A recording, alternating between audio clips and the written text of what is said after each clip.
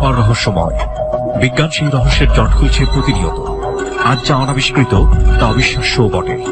আমাদের ডর অনুষ্ঠানে যে ঘটনার মুখোমুখি আপনি হতে যাচ্ছেন তার যুক্তিসিদ্ধ উত্তর নেই। আমরা প্রতিদিনের জীবনে ভয় বা রহস্যকে যেভাবে স্থান দিয়েছি সেভাবেই এই অনুষ্ঠান আপনার কাছে জায়গা করে নিচ্ছে। এই অনুষ্ঠানের কোনো ঘটনাই সার্বজনীন নয়। ডর মানে ভয়। ডরের 13তম পর্বে আপনাদের সবাইকে স্বাগত জানাচ্ছি। আমি আরজি কিপ্রিয়া। শুনছেন এবিসি রেডিও FM 89.2। এখন থেকে শুরু করে রাত 2টো পর্যন্ত আমাদের জার্নি।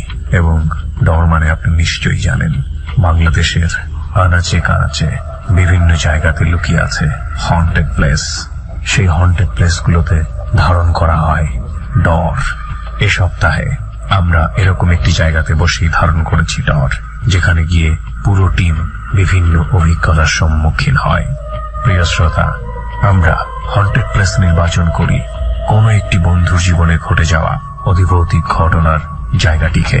এ সপ্তাহে এমনই একটি জায়গা নির্বাচন করা হয়েছে যে জায়গাটি এই টিমের মধ্যে কোনো একজনের জীবনে অধিভৌতিক ঘটনার সাক্ষী হয়ে আছে। বুঝতেই পাচ্ছেন, বরাবরের মতোই অন দ্য স্পটে রয়েছে সুমন এবং রেহান, মিউজিকে রয়েছে লোবান এবং সঙ্গে আছি আমি আরজে কিব্রিয়া। শুরু করছি ডরের 13তম পর্ব এবং শুরুতেই সুমন ও রেহানের জার্নির অংশবিশেষ আমরা শুনব। তারপর ধীরে ধীরে ঢুকে যাব মূল ঘটনায়।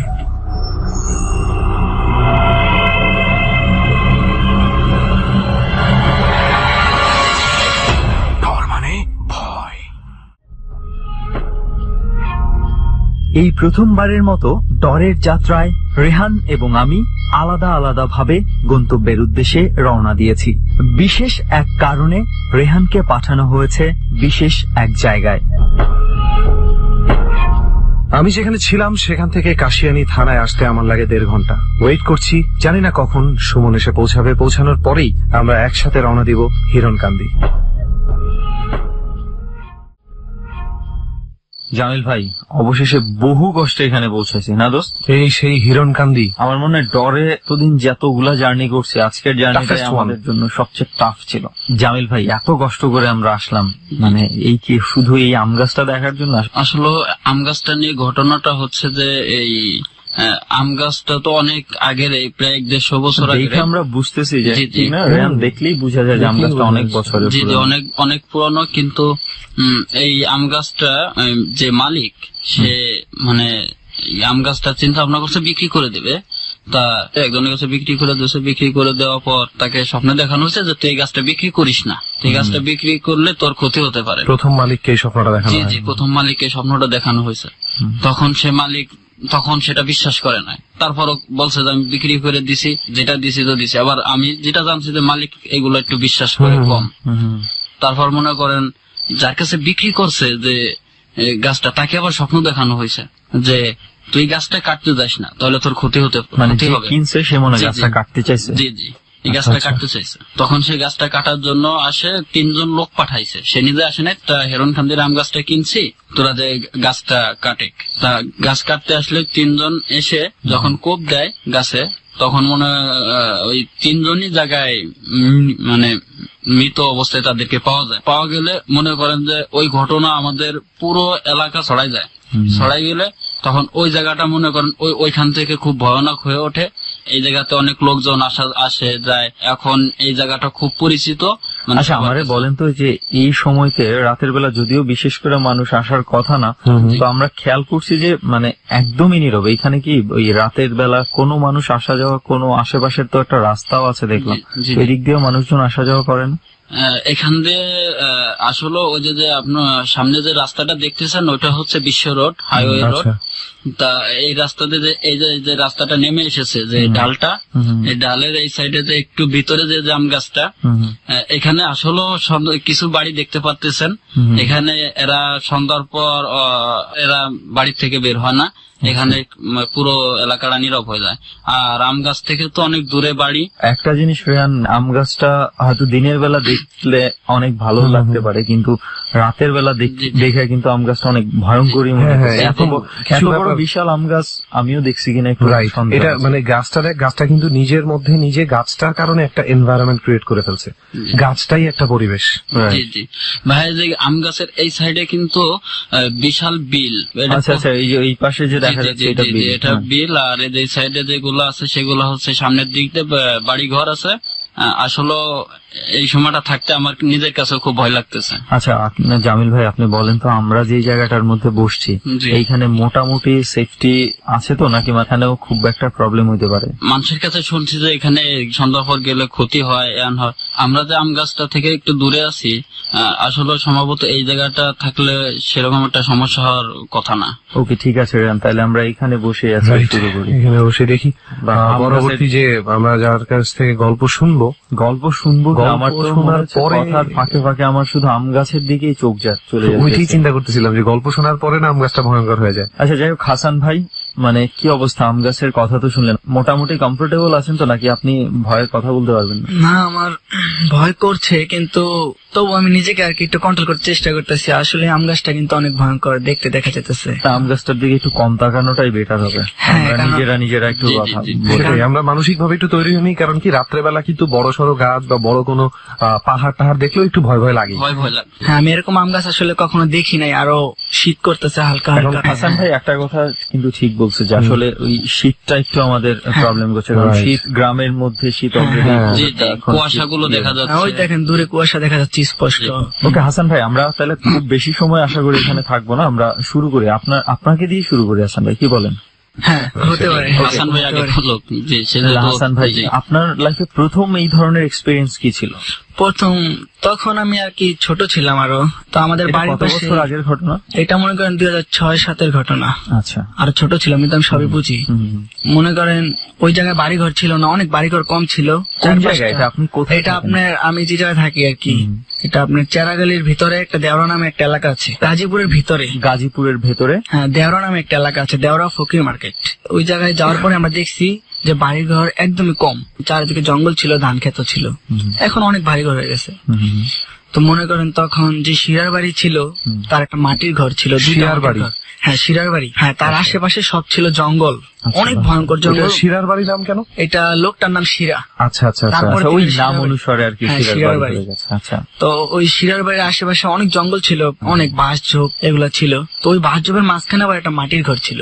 ওই মাটির ঘরে 4-5টা লোকই থাকতো, তারা ওই যে শুটকি আছে না, শুটকি বিক্রি করতো আর কি। আচ্ছা আচ্ছা। তারা ওই জায়গায় অনেক কিছু দেখছে। তো এক পর্যায়ে দেখা গেল যে ওই জায়গায় তারা চলে গেল, ওই যারা বিক্রি যারা করতো, শুটকি বিক্রি হ্যাঁ, করতো তারা ওই জায়গা ছেড়ে চলে হ্যাঁ, গেছে। চলে গেল। তারপর ওই জায়গায় একবারে খালি, কোনো মানুষের কোনো চিহ্ন নেই। ঘরগুলাও রয়ে গেছে ফাঁকা। হ্যাঁ, ঘরগুলা পড়ে আছে, মানে কোনো মানুষের কোনো চিহ্নই নেই। হুম। তো আমরা যে বাড়িতে থাকতাম, ওই বাড়িতে আপনার যে বাড়িওয়ালা ছিল বা আশেপাশে যারা যারা ছিল, তারা গরু একবার ছাইরা পালতো, মানে কোনো আচ্ছা কোনো কিছু লাগাইতো না, মানে গলায় খুঁটা দড়ি। দিত না আর কি। হ্যাঁ, খুঁটা দিত, আর গরুই চলে আসতো। আচ্ছা। তো এক পর্যায়ে আপনার গরু মানে আশেপাশে ঘাস খাইতে খাইতে, মানে খাইতে খাইতে আর কি জঙ্গলের ভিতরে গরুটা ঢুকে গেল। গরু ঘাস খায়া বাইরে বার হয়ে গেছে অলরেডি। একটা জায়গা ছিল, ওই জায়গায় আপনার গরু মরলে ওই গরুর চামড়াটা ছুইলা আর কি বিক্রি করে দিত চামড়া, আর ওই জায়গায় গরুটার কবর দিয়ে দিত। আচ্ছা। মানে যে ধরনের পশু মরতো ওই জায়গায় কবর দিত। আচ্ছা, আচ্ছা। অনেক বিড়ালের কবর আছে ওই জায়গায়। তো ওই জায়গার ভিতরেই অতি ফাস্ট চিত হয়ে পড়ে আছে, আর মনে করেন মুখ দিয়া ফেনা ভারিতেছে। হুম। তো একটা এটা লোক কে দেখতে বলতেছে, পায়? এটা মানুষ আইছে, সবাই আইছে, কি হইছে গরুটার, কি হইছে, এটা হলো টানা হেঁচড়া করতেছে হুম। আর অনেক কিছু করতেছে। তো একটা লোক বলতেছে, দেখলাম এই জঙ্গলের ভিতরে ঘাস খাইতেছে, গরুটা ভালো, আচ্ছা। তো এখন এইভাবে মারা যেতেছে গরুটা, বুঝলাম না। তারপরে আপনার বাসা থেকে ধান কাটার যে কাঁচি বলে, এই কাঁচি নিয়ে এসেছে। মানে এক লোক বলছে যে এটা দিয়া কানটা একটু সামান্য কাইটা দাও, তাহলে গরুটা বাঁচতে পারে। তো কাটছে, কাটার পরে গরু বাঁচে নাই। তো এরকম আরো কয়েকবারই হয়েছে, আর অনেকগুলো গরু মরছে। বাড়ির পাশে আপনার শানুর বাড়ি আছে, ওই গরু মরছে ওই বাড়ির।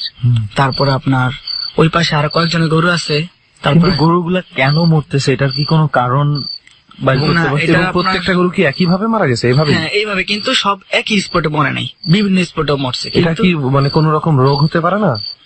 সেটা যে সব গরু কি ধরতেছে? হ্যাঁ মানে ওই জঙ্গলে সবাই বলে যে একটু আগে দেখছি ওই জঙ্গলে ঘাস খায়। এমন মানে তো হতে পারে যে যে গরুগুলা কি মারা গেছে প্রত্যেকটা গরুই ওই জঙ্গলের ভেতর থেকে ঘাস খায় আসার হ্যাঁ, পরে আসার পরে মারা গেছে। তার মানে এমনও কিন্তু হতে পারে যে ওই জঙ্গলে কোনো এমন একটা বিষ পাতা বা কিছু একটা আছে যেটা গরু না বুঝে খেয়ে ফেললে তার এই রোগটা হয়। হ্যাঁ হ্যাঁ এটাও হতে পারে, মানে সবাই বলে যে এটা তো একটা কালো ছায়া এরকম বা কোনো একটা কিছু। তো এক পর্যায়ে বছর অনেকগুলো গেল, ওই জায়গাটা এরিয়া দিয়ে দিছে যাতে কোনো গরু ছাগল কিছু না ঢুকতে পারে, কোনো মানুষও ঢুকে না। আচ্ছা। তো ওই জায়গায় একটা আপনার বাজনা গাছ ছিল অনেক বড়, বাজনা বিচি হয়, বাজনা গাছের বিচি হয়। বাজনা না সাজনা কোনটা? বাজনা ওইটা আপনার মনে করেন বাঁশ দিয়ে যে বানায় না, ঠুলুরি তৈরি করে, এই ঠুলুরির ভিতরে ঢুকে মারলে অনেক দূরে যায়। তো আমার এক বন্ধু ছিল রমজান ওর নাম, ও আমাকে বলছে যে দোস্ত সবাই তো এই ঠুলুরি মানে বিচি গুলো লিয়ে যাবো, তো এক কাজ করি আমরা চল আগে সকাল ভোরবেলায় বিচি গুলো আমরা পায়রা নিয়ে আসি। এই গাছটা ওই জায়গার মধ্যে, ওই জঙ্গলের ভিতরে। আচ্ছা। তো আমাকে ভোর সকালবেলা ডাক দিছে যেতে, আশেপাশের যে বাড়িঘর ওই গাছে বড়ই আছে, মানে পরে ওই বড়ি টুকা তারপরে ওই জায়গায় যাবো আর কি। আচ্ছা। অনেক অন্ধকার, আজান দেয় নাই এখনো। ওই ভোর 4টা হ্যাঁ এরকম ওইটা গেছে। পরে আমরা এই অন্ধকারে হালকা দেখা যায় না, মানে অন্ধকারে মানে যেরকম দেখা যায়। তা আমরা ওই বাজনা গাছ থেকে আমি বললাম যে দোস্ত তুই উঠ, ও বলতেছে না তুই উঠ। পরে আমি বললাম তুই উঠবি তো, পরে আমাকে হঠাৎ করে এইভাবে মানে চোখগুলো বড় বড় করে কি যেন দেখতেছে, আর আঙ্গুলটা দিয়ে দেখা যাচ্ছে ওই দেখ ওইটা কি। তা আমিও দেখলাম যে স্পষ্ট যে এটা একটা বিড়াল, সবই বিড়ালের মতন, পুরো সাদা বিড়াল, কিন্তু মাথাটা জানি অন্যরকম একটা, মনে করেন ছাগলের মাথার মতোই দেখতে দেখা যায়, দাঁত বাইর হয়ে আছে গাছের উপরে, সরাসরি আমাদের উপর লাফ দিছে। যে গাছে আপনারা ওঠার চিন্তা করতেছেন সেই গাছে? হ্যাঁ, তারপর সরাসরি লাফ দিছে, ও আমার ধাক্কা দিয়ে দৌড় দিছে, আমিও আর পিছিয়ে পিছিয়ে দৌড় দিছি, কিন্তু স্পিড পাইতেছি না। দৌড় দিয়ে যে পলামো, আবার যে ধান খেত, ধান কাটছে আবার পাশে, ওই ধানের গোড়াগুলো আমাদের পায়ে ব্যথা হইতেছে কারণ জুতা ছিঁড়ে গেছে। তারপরে এক পর্যায়ে অনেক হাঁপাই গেছি, অনেক ভয় পাইছি, বাসায় যে শরীর হাত পা কাঁপতেছে। যাই হোক, তারপর ওই জায়গার আর কোনো নাম হলোই নেই, আর কখন ওই জায়গায় যাই নাই। এক পর্যায়ে যে কিছুদিন আগে তারপরেই আপনার ওই জায়গায় ঘর বাড়ি তৈরি করা শুরু হইলো, জঙ্গল কাইটা ফেলাইলো। তো ওই জায়গায় অলরেডি ঘর বাড়ি বানাইছে, বানানোর পরে আপনার 2 তলা ঘর বানাইছে। পিছন দিয়ে আপনার বিল্ডিং এর পিছন দিয়ে আপনার বড় বড় ফাটা ধরছে। তো বিল্ডিং অলরেডি ফাইটে আছে, যাই এটা কোনো সমস্যা না। তো একবারে কোনার ভিতরে একটা রুম আছে, যে জায়গায় আপনার বাজনা গাছটা ছিল, ওই জায়গায় যে কাইটা যে রুমটা তৈরি হয়েছে, একটা রুমই সিঙ্গেল, ওই রুমের ভিতরে আপনার একটা লোক রুম ভাড়া নিছে, সিঙ্গেল, সে একা থাকে। তো উনি আপনার ওই রুমটা ভাড়ানোর কিছুদিন ভালোই ছিল, তার কয়েকদিন পর ওই লোকটাকে আর খুঁজে পাওয়া যাচ্ছে না, যে লোকটা কোথায়, কি আসে বিষয়, লোকটা কই গেল, এই রুমে তো থাকার কথা। তো এক পর্যায়ে দেখে যে দরজা বাইরে দিয়ে আটকানো না ভিতর দিয়ে আটকানো। তো সে বললো যে ভিতর দিয়ে আটকানো, লোকটা বলতেছে মানে যে খেয়ালটা করছে, বারোলার কাছে গেছে, বলতেছে দেখেন এটা ভিতর দিয়ে আটকানো, লোকটাকে ভিতরে মারাই গেছে না কি হয়েছে, হয়তো স্ট্রোক করছে বা হার্ট অ্যাটাক করছে, এরকম একটা কিছু হইতে পারে। তো দরজা ভাঙলো, দরজা ভেঙে দেখলো যে আপনার কাফন আছে না, এরকম একটা কাপড় দিয়ে আপনার পুরো পেঁচানো, মানে লাশ যেভাবে মোড়ানো থাকে একবারে ঘরের মাঝখানে। তো সঙ্গে সঙ্গে মানে মসজিদ আপনার বেশি দূরে না, 1 মিনিট দৌড় দিলেই আর কি মসজিদ পাওয়া যায়। হুজুর আসলো, আসার পরে সে দেখলো, দেখা সূরা পড়া শুরু করলো, সূরা পড়তাছে পড়ার পরে এবার বলতেছে যে এটা খোলো। তো আমরা দেখলাম কি ভাই, ওই যে মলার ভিতরে আগুন ধরেছিল, ওইখান থেকে আমরা দেখলাম যে দরজা ভাঙতেছে, আপনার পাটা আছে না, বাটে যে, এই পাটা দিয়ে আপনার দরজা, হ্যাঁ পাটা বড়টা, আচ্ছা পাটা, হ্যাঁ ওইটা দিয়ে দুজনে ধরে দরজা ভাঙছে। তো আমরা এদিকে দৌড়ে গেছি, কি হয়েছে চল দেখি। আচ্ছা। পরে হুজুরে এটা খোলাইতে বললো, বলে কেউ খুলবো না। পরে হুজুর খুললো, একটা পেজ খুললো, এই পেজ খোলার পরে লোকটা অটোমেটিক আপনার ওইটা দাঁড়ায় গেল, কিন্তু চোখ তার বন্ধ ছিল। এই অবস্থায় সে দৌড় দিল, মানে ঘর থেকে বাড়ালে সোজা একদম রাস্তা দিয়ে দৌড় দিছে। তো দৌড় দেওয়ার পরে সেই লোকটাই যে এখানে থাকতো, হ্যাঁ ওই লোকটাই। তারপরে মানুষজন পিছিয়ে দৌড়ানোর পরে আপনার রাস্তাটা কিছু আঁকা বাঁকা যাওয়ার পরে আর লোকটা আর নাই, তাকে আর পাওয়া যায় না, এখন আর পাওয়া যায় না, তার আর কোনো হদিসই নেই। আচ্ছা আমাকে একটা জিনিস বলেন তো, যে এই ঘরে তাকে যে পাওয়া যাচ্ছিল না, কয়দিন যাবত ঘরটা তালা বন্ধ ছিল? এটা 2 দিন। আর তারপর ওই বাড়ির আরো কয়েকটা ঘটনা আছে, মনে করেন বাড়ি যে ফাটছে বলছি, মানে বাড়িওয়ালাকে স্বপ্ন দেখাইছে যে দেখ এই বাড়িটা কিন্তু ফাইটা যাবো, আমারে 2টা ছাগল দে, কি লগেই পুকুর, বড় পুকুর, নাম হচ্ছে আপনার বিমানবালা পুকুর। যে পুরুষ তাকে দেখা নাই, যে আর কি বাড়িওয়ালি মানে মহিলা আর কি, তাকে স্বপ্ন দেখাইছে যে 2টা ছাগল দে আমাকে, নাহলে তোর এই বাড়ি ভাঙ্গা পড়ে যাবো। আমাকে বলতে কাকে? কি বলতে পার না, মানে তাকে স্বপ্ন দেখাইছে পুকুরে 2টা, হ্যাঁ পুকুরে নিয়ে ফালাবি ছাগল 2টা, এমনকি পুকুরে ফালায়া বাঁশ দেয়া নিচে, পানির নিচে চাপ দিয়ে ধরে রাখবি, যেটা ছাগলটা যতক্ষণ দম বন্ধ না হয় ততক্ষণ ধরে রাখবি, মারা যাবো আর ওটাকে আমরা নিয়ে যাবো, এরকম একটা স্বপ্ন দেখাইছে না। সে আবার তারপরের দিনে পুকুরের পাশে দাঁড়াইছে, দাঁড়ায় বলতেছে আমাকে স্বপ্ন দেখাস, কাম হইব না, ছাগলকে একটা যদি কাছে একটা মুরগির ডিম তাও দিব না। বাড়িওয়ালি বলছে। হ্যাঁ, বাড়িলে পুকুরের পাশে দাঁড়ায়। তার আবার ছাগল আপনার অল টাইম ছাইরা পালে, ছাগল গরু যা আছে সব ছাইরা পালে, আবার ছাদের উপরে খুঁটা সহ ছাগল ঘুমায় এরকম। তার পরের দিন দেখলো যে গাছের যে ডালের ভিতরে ফাঁসিতে ছাগল ঝুলানো। তো এটা দেখে অবাক হয়ে গেল, অনেক উপরে ডালে। তো আমরা তাড়াতাড়ি করে গাছের ডালে উঠলাম, তো আমরা এটা খুললে এটা নামাইছি, শক্ত হয়ে গেছে অলরেডি, মানে রাত্রে মারা গেছে। বাড়িলে বলতেছে আমার স্বপ্নে দেখাইছে যেটা ছাগল দিন তো ছাগল মাইরা ফেলাম, একই ডালের সাথে 2টা ছাগল একভাবে প্যাঁচ খাওয়া। এটা ইম্পসিবল যে 2টা ছাগল লাভ দিবে একই ভাবে বাজে যাবে। এটাই তো। এবং কয়টা ছাগল ছিল ওখানে? ছাদে ছিল আপনার মনে করেন 10টার মতনই ছিল, মানে অনেকগুলো ছিল, ওর মধ্যে 2টা ছাগল এরকম ফাঁসিতে ঝুলানো। কানেকশনটা তুই যেটা বললি যে ওই যে পিশাচের এটা শুরু, মানে যেভাবে দিতে বলেছে যে ওই ছাগলগুলোকে পানির নিচে ধরে রাখতে, যত আমরা কিন্তু আজ পর্যন্ত এভাবে দিতে শুনিনি। আর আমি যেটা নিয়ে সবচেয়ে অবাক হয়েছি যে এই পিশাচ প্রথা এটা হচ্ছে এক ধরনের সাধনা যেটা মানুষ ইন্টেনশনালি করে। যাদের মনোভাব এই ধরনের থাকে, এই ধরনের খারাপ কিছু করতে চায়, তারা নিজে থেকে ইচ্ছাকৃতভাবে পশু পাখিকে এই স্টাইলে বলি দেয় যে পানিতে ডুবায় মারা না, এটার মধ্যে একটা কষ্ট আছে, একটা ক্রোধ আছে। হ্যাঁ, ওই পশুটার কিন্তু একটা ক্রোধ জন্ম নেয় যে আমাকে জোর করে মারা হচ্ছে এভাবে, এবং ওই ক্রোধটাকে কাজে লাগায় এই যে পিশাচিনীর ব্যাপারটা বা পিশাচের ব্যাপারটা নিজের মধ্যে তৈরি করা, যে এই কষ্টটাকে আমি ফিল করব না, I will be happy to see an animal dying like this. হ্যাঁ, এই জিনিসটাকে কাজে লাগানো। কিন্তু এখানে কিন্তু জোরপূর্বক বলা হচ্ছে তুমি এটা করো। এবং আরো একটা কানেকশন হচ্ছে যে ওনার, এই জন্য জিজ্ঞেস করলাম যে হাসান ভাইকে যে কয়টা ছাগল ছিল। ছাদে অনেকগুলো ছাগলই ছিল, ওখান থেকে মাত্র 2টারই এই ঘটনা ঘটেছে, এবং 2টার কথাই স্বপ্নে বলা হয়েছে। কিন্তু অবশেষে উনি একটা ছাগল দিছে, অবশ্যই এইভাবেই দিয়েছে। হ্যাঁ, যেভাবে দিতে বলেছে। লোকজন ডাক দিয়া কইছে ছাগলটা ফালায়া এরকম করে বাইরে যাতায়াত ধরো, তো গলার ভিতরে মানে যে টান, মানে ফাঁসির মতনই লাগায় বাঁশের ভিতরে বাইন্দা ডাইরেক্ট মাথা চাপাতে ধরছে পানির নিচে। মানে এটা তো আরো বেশি। তো এটা দেখে আমরা অনেকই করছি যে এরকম কিছু। হাসান ভাই, আর কোন ধরনের কোন এক্সপেরিয়েন্স কি আছে আপনার?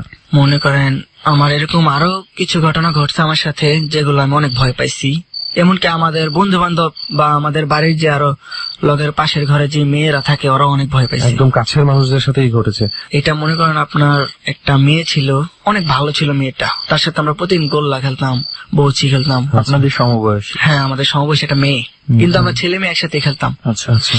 তারপর মনে করেন একদিন মেয়েটা আপনার মা ওরা অনেক মারছে, ওর আম্মু। আচ্ছা, এটা কতদিন আগের ঘটনা? এটা আপনার আরো অনেক বছর আগেরই, সঠিক খেয়াল নেই তখন। হ্যাঁ, এরকম 4-5 বছর হবে। তো অনেক মারছে, মায়েরা বলছে ঘরতে বাইরে হয়ে যা, পরে বাইরে বাইরে করে ভিতরটা দরজা আটকাই দিচ্ছে। কখন সেটা? কি দিনের বেলা? রাতের বেলা। তারপর অনেকক্ষণ দরজা ধাক্কাইছে, আম্মু খুলো, আম্মু খুলো। ওর আম্মু আর কোনো সারা শব্দ দেয় না, কোনো সারা শব্দ দেয় নাই।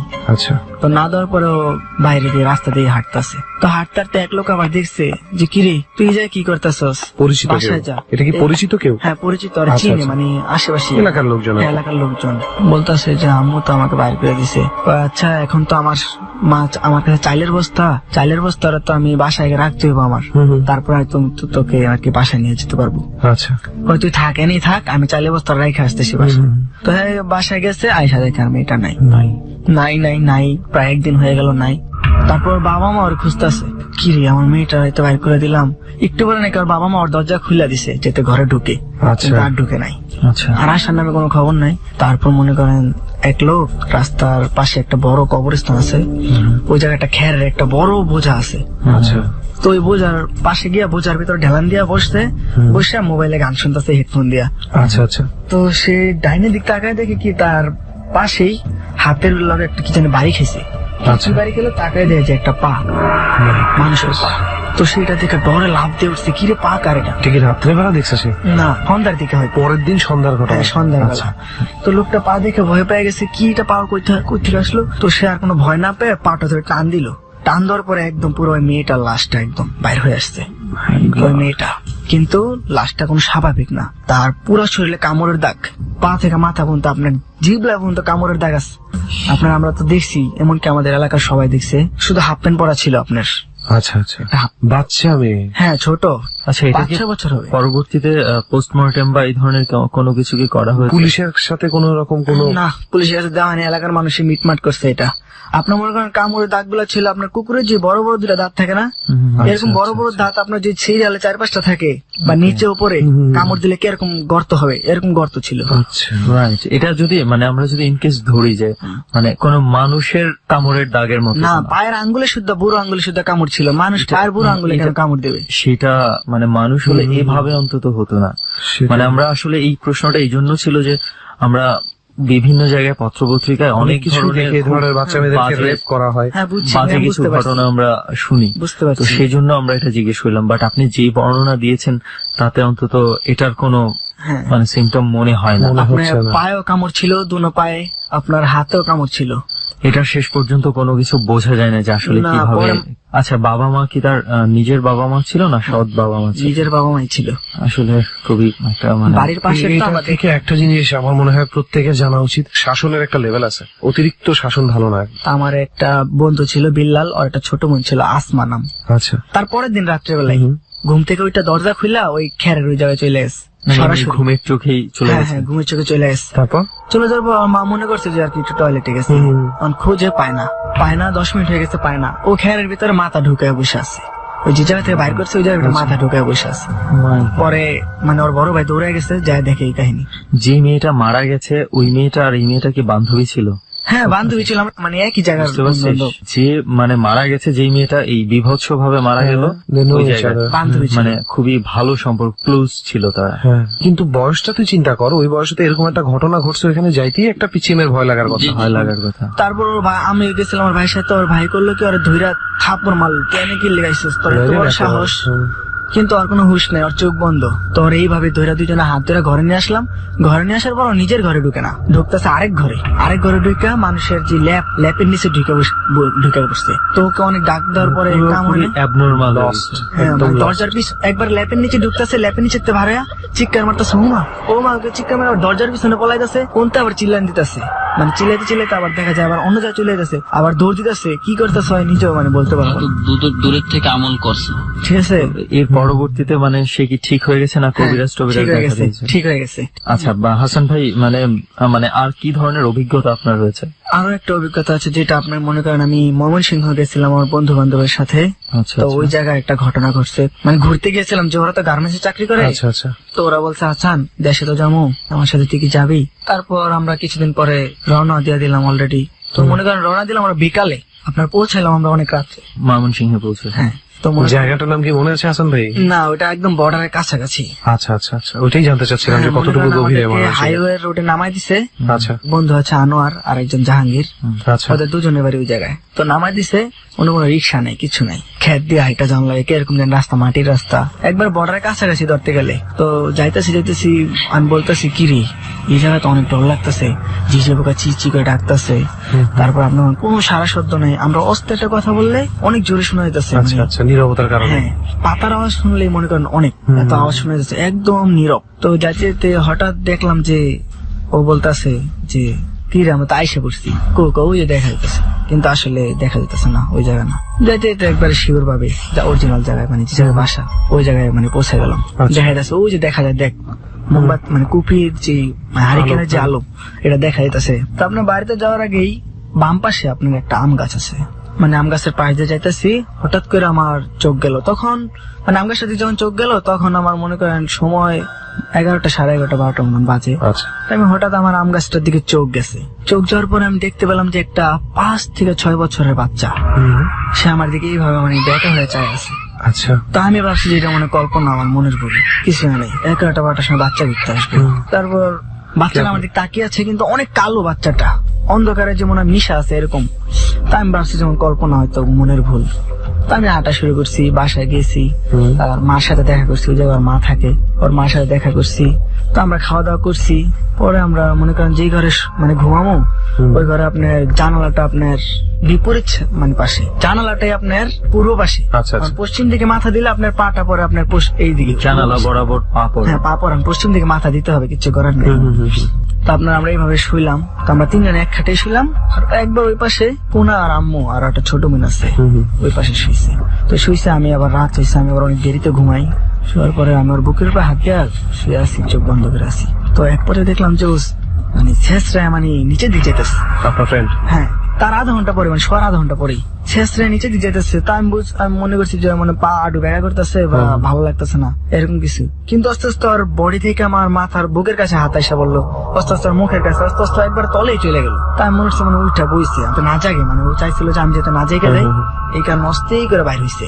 তা আমি মনে কথা চোখ বন্ধ করে উঠেছি, হঠাৎ করে ও মা অনেক জোরে একটা চিৎকার করছে। চিৎকার পরে আমরা সব লাভ দিয়ে উঠছি, আমিও সবার আগে লাভ দিছি। ওর মা তাড়াতাড়ি করে হারিকেনটা কমানো ছিল, এটা বাড়াই দিছে। বাড়ায় হারিকেন নিয়ে এসে দেখে, শুনবে আপনি বিশ্বাস করবেন না, আপনার এতটুকু ফাঁক জানলার যে শিক গুলা আপনার 2 থেকে 3 ইঞ্চি ফাঁক।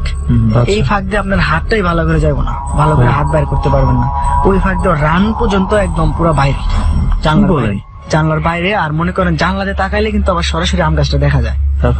তারপর মনে করেন জানলার বাইরে এখন আমরা টানতাছি, বারানা আটকা গেছে, আটকে নেই মানে যে রড গুলা আপনার 200 রড হবে, ওটা ব্যাক হয়ে গেছে। তো আমরা ও চিৎকার দিতেছে, তাড়াতাড়ি বাইর কর আমার পাটা, তাড়াতাড়ি বাইর কর। বাইর করার পরে ও বলতেছে পানি দাও মা, পানি দাও। তাড়াতাড়ি করে পানি দেওয়া হয়েছে, তো পানিটা খাইছে। বলতেছি কি রে, তোর তো আমি ভালোই দেখলাম, তুই শুয়ে আসছস, আস্তে আস্তে হ্যাঁসটা নিচে যেতেছস, বুঝলাম না। কয় হাসান, আমি পা দিয়ে শুয়ে আছি, দেখলাম যে জানলার পাশে ও শিখ দুটা ধরলো, বাচ্চা আমার দিকে জানলার ফাঁক দিয়ে চাই আছে, চোখগুলো বড় বড় করে। তো আমি ওর চোখের দিক তাকাই রয়েছি, তো আমি ওকে জিজ্ঞাসা করতে পারতাছি না যে তুই কি, অনেক কালো বাচ্চা। আমারও বলতেছে আর কি আনোয়ার, কয়ে আমার পাওয়া খাপা যা ধরছে, ধরার পরে আমি কিছু বলতে পারতেছি না, তরে বলতে যেতেছি তাও পারতাছি না, আমি শুধু চোখের দিক তাকাই দিছি। তো আমার পা ধরে এমন শক্ত ভাবে ধরছে, বিশেষ করে আমার পায়ের ভিতর পুরো 5 আঙ্গুলের ছাপ পুরো বসে গেছে। দইটাকে টাইনা বাইর করছে, তাও 1 পা, 2 পা ধরলো আরেক কথা। পরে আমরা তো বাইর করলাম ওরে, আবার আগের ভাবে স্বাভাবিক ভাবে আনলাম, পানি খেলো, আমার ঘটনা বললো এরকম এরকম। তারপরে জাহাঙ্গীর বলতেছে, কই তুই তো খারো খারো, এমন একটা কথা আছে। কয় কি? কয় আমি তো ওই বাচ্চাটা দেখছি। আমি কি দেখছস? করেছে ও আমার দেখে আঙ্গুল দিয়ে হাত মারাইতেছে। পরে আমি বললাম যে আমিও দেখছি, কিন্তু আমি বিশ্বাস করিনি। মানে ওই যে রাস্তায় আসার সময় যেটা আম গাছের নিচে আমি ওরা দেখছি, আমার দিক চাই আসলে, কিন্তু আমি ভাবছি মনের ভুল। তা আনোয়ারের মা আবার বলতেছে, আনোয়ার ওরা চিনছস? কেউ তুই চল, ছোটবেলা চলতি খারাপ ছিল বাচ্চাটা, ছোট হইলে কি অনেক দুষ্ট ছিল, হাজিল। কয় না আমি চিনি নাই। আর কি হয়েছিল? কইতেছে যে এরকম এরকম একদিন আম গাছ উঠছিল আম পারতে, সন্ধ্যার সময় উঠছিল আম গাছ আম পারতে। সন্ধ্যার সময় ওঠার কারণে ও আম গাছ থেকে শয়তানে ধাক্কা দিচ্ছে না কি করছে বলতে পারে না, আম গাছ থেকে পয়রা সঙ্গে সঙ্গে মারা গেছে স্পটে আর কি, ডেট। এটা তাহলে কি আর কেউ কি দেখেছে এই বাচ্চাটাকে আর কখনো? হ্যাঁ, সবাই দেখতো তো, কিন্তু এইভাবে মানে কেউ দেখে না। একমাত্র ও আনোয়ার আসার পরেই বাচ্চাটা দেখা দিছে। শোন দোস্ত, কাহিনীটা দেখ, এই বাচ্চাটা যে মারা গেছে এটা হাসান ভাই আপনি তো আগে জানতেন না? আমি জানতাম না, ওর মা বলছে। উনি কিন্তু এমনি দেখছে, এমন হয়তো যে এলাকার কেউ একজন দেখছে, তাহলে বুঝতাম যে রাত্রেবেলা যাচ্ছে, জানে এখানে একটা বাচ্চা মারা গেছিল, ভয়ে তাকে দেখতে পাইছে, কিন্তু উনি তো চেহারা পর্যন্ত চিনে না। আবার মনে করেন যে বাচ্চাটা যে মরছে, মানুষ বলে যে এটা ফাজিল, মরছে ভালো হয়েছে, মানুষ এটার কোনো সময় ভালো বলে নাই, বাচ্চারা ভালো বলে না। এখানে আরেকটা কানেকশন দেখতে পাচ্ছি যে ওই যে আগে 2 জন বন্ধু ছিল, ছোটবেলায় একসাথে ছিল, এবং আনোয়ার আসার পরেই এই বাচ্চাটা এই ঘটনাটা ঘটিয়েছে এবং আনোয়ারের সাথেই ঘটিয়েছে। দেখা কিন্তু এই 2 জনকেও দিয়েছিল, হাসান ভাইকেও দেখা দিয়েছে, হাসান ভাইয়ের পাশে যে আরেকজন ছিল 2 জনকেই দেখা দিয়েছে। আনোয়ার দেখছে আপনি জানলা দিয়ে আসছে, আর আনোয়ার হচ্ছে পুরো সাফার করছে বিষয়টা, যে ছোটবেলায় যার সঙ্গে একসাথে এই যে কানেকশন, কিছু কিছু আছে না যে আমরা শুনি না যে মরার পরেও কেউ অনেক কিছু সম্পর্ক থাকে, কেউ ছাড়তে চায়, সাথে করে নিয়ে যেতে চায়। আনোয়ারের এরপরে আনোয়ারের কি আর কোন ধরনের কোনো প্রবলেম হয়েছিল কিনা, বা আনোয়ার এরপরে আর এই সমস্যার মধ্যে পড়েছে কিনা? এরপরে মনে করেন বাড়িটা বন্ধ করে দেওয়া হয়েছে, যে জানলার পাশে আর কোনোদিন না আসতে পারে, কারণ ওই ঘরে ঘুমাইতে হয় মানুষ। তো বন্ধ করার পরেও কি হয়, ওই চালের ভিতরে ঢিলা মারে, এখনো ঘটে সেই ঘটনা। ঢিলা মারে মাঝে মাঝে, বড় এত মানে ইটের চাক্কা যেটা, ওইটাতে ঢিলা মারে। এটা কি আনোয়ার বাড়ি গেলেই এই ঘটনাগুলো? আনোয়ার বাড়িতে গেলে ইটের শব্দ হয়। আই থিঙ্ক আনোয়ারের সেফ থাকাটা খুব জরুরি। আমার কেন জানি মনে হচ্ছে মানে সামহাও আনোয়ার কি যেদিন সে গাছ থেকে পড়ে যায় সেদিন কি আনোয়ারেরও যাওয়ার কথা ছিল তার সাথে গাছে উঠতে? না, আনোয়ার তখন ঢাকা এসে বসছে ওর আব্বুর কাছে। কত কিছু ঘটতে পারে, তাই না সুমন? এমনও হতে পারে যে আনোয়ার চলে যাওয়াতেই হয়তো এই বাচ্চা ছেলেটা প্রচন্ড লোনলি ফিলিংস থেকে আরো বেশি দুষ্ট হয়ে গেছিল। ওকে হাসান ভাই, তো এই ছিল আপনার হুম, অভিজ্ঞতাগুলো। হ্যাঁ, অভিজ্ঞতাগুলো আমার কিন্তু মানে লাস্টেরটা শুনি কিন্তু দোস্ত ব্যাপারটা ব্যাপক কেমন মাত্রায় জানো? যে লিটন ভাই ছিল, হ্যাঁ জানালা দিয়ে টান দিয়ে পা হ্যাঁ। ইয়ে করে ফেলেছিল। তো এইখানেও কিন্তু আমরা একটা সেটাই। এই ধরনের একটা বিষয় দেখতে তবে পেলাম। তুই যে কানেকশনের ব্যাপারটা বলছিস দোস্ত, এই ব্যাপারটা আসলেই কিন্তু অন্যরকম। দুইটা কানেকশন কিন্তু পেলাম। এক ওই যে একটা মেয়ে যে কামড়ে যে মেয়েটাকে হ্যাঁ, মেরে হ্যাঁ। ফেলেছিল, ওখানেও তার ছোটবেলার বন্ধু রাইট, সে চলে গেছে ওই জায়গাটার মধ্যে, এবং এখানেও তার ছোটবেলার বন্ধুই তাকে তাকে টানছে। টানছে। একটু মনে করে দেখ, আমরা বহু আগে আমাদের সাথে মানিকগঞ্জের একজনের কথা হয়েছিল, সবুজ তার বন্ধু যে মারা গিয়েছিল এই মাছ ধরতে গিয়ে। Right right. তারপরে সে যখন মারা যায় ওকে বলে গিয়েছিল আমি তো চলে যাচ্ছি, তুই সাবধানে থাকিস। সাবধানে থাকিস। এবং সে একদিন আসার সময় এই বাঁশঝাড়ের নিচে তার বন্ধুর ডাক শুনতে পেয়েছে। সুমন ভাই, আমি আরেকটা কানেকশনের ঘটনা জানি, যেটা হচ্ছে আপনার আমাদের এলাকায় একটা ছেলে ছিল মুস্তাকির নাম। ও বর্তমানে মার্ডার হয়ে গেছে। আচ্ছা। তো ওকে মারা হয়েছে আপনার শ্বাসরোধ করে, বেল্ট দিয়ে গলার ভিতরে পেঁচায়া ওকে মারা হয়েছে।